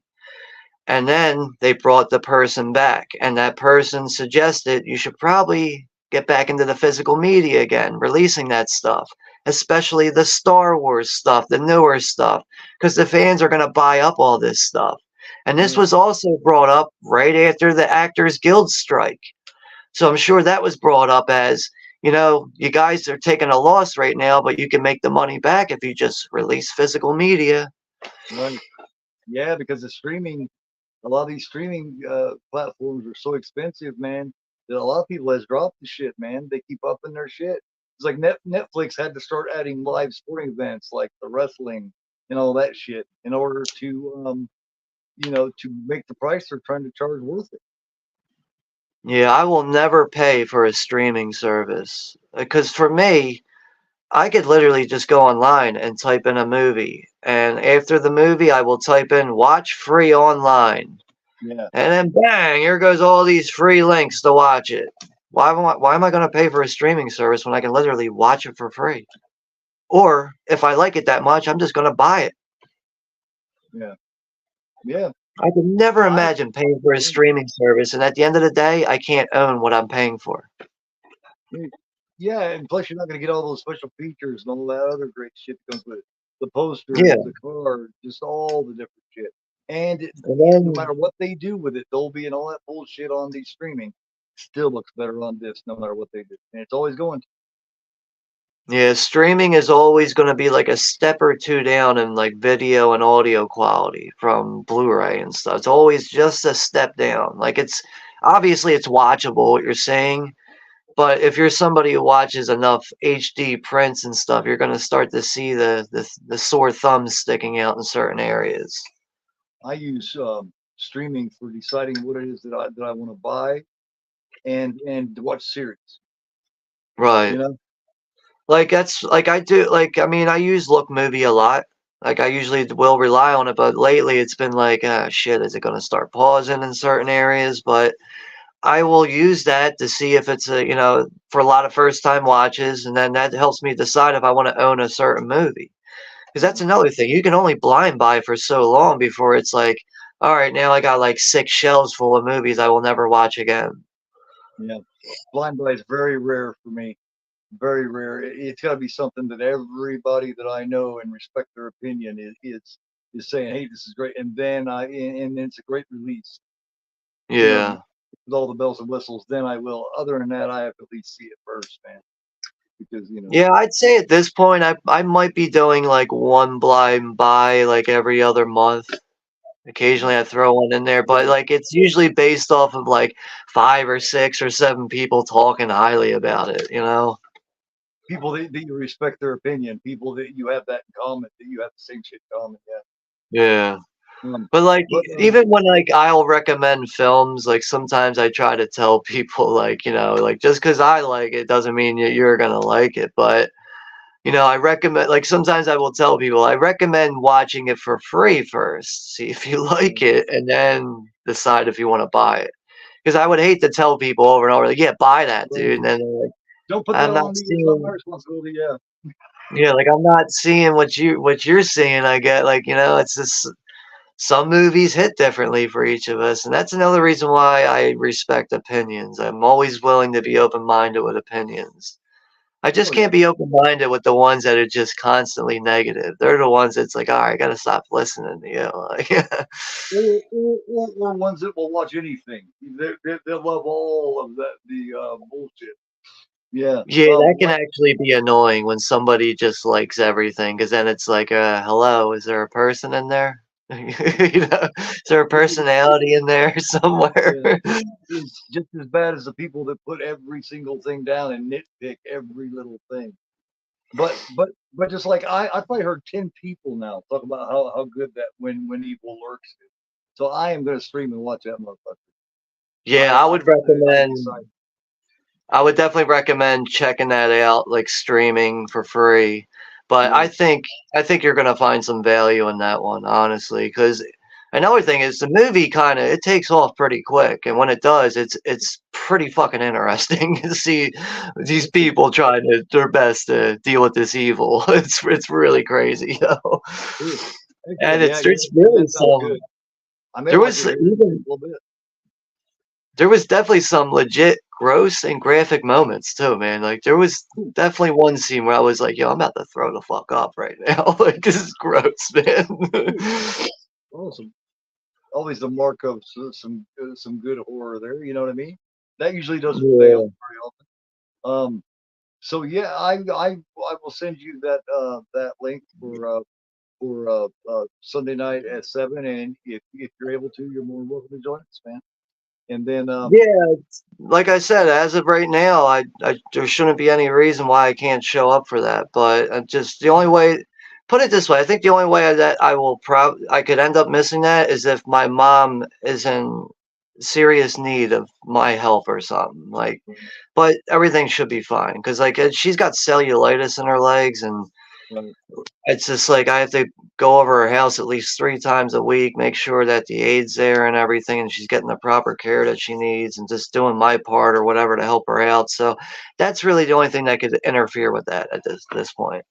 Yeah, I did that for my mom the last few years of her life. I went over every day and took care of her and made sure that she was good and fixed her supper and all that stuff. She's been gone now about 12 years, but yeah, I definitely did.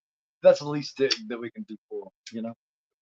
Right. I mean, they brought us into this world and, sacrificed their lives basically to bring us up. And you gotta There's nothing more you gotta sad than a return kid it, that won't repay a parent. Yeah, there's nothing sadder than a kid that won't repay the parent that raised them and fed them every day and took care of them. And I mean the good parents, you know what I mean? And then to Yeah. have a kid that won't help them and take care of them and stick them away in a home somewhere instead. I've always found Right. that sad.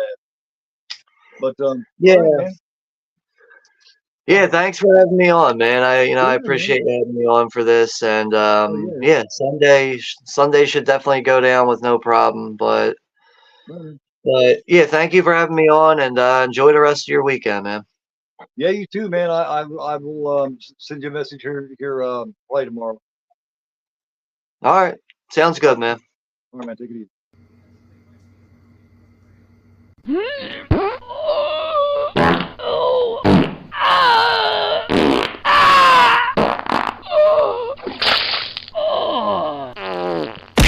Because I am agoraphobe and you are not.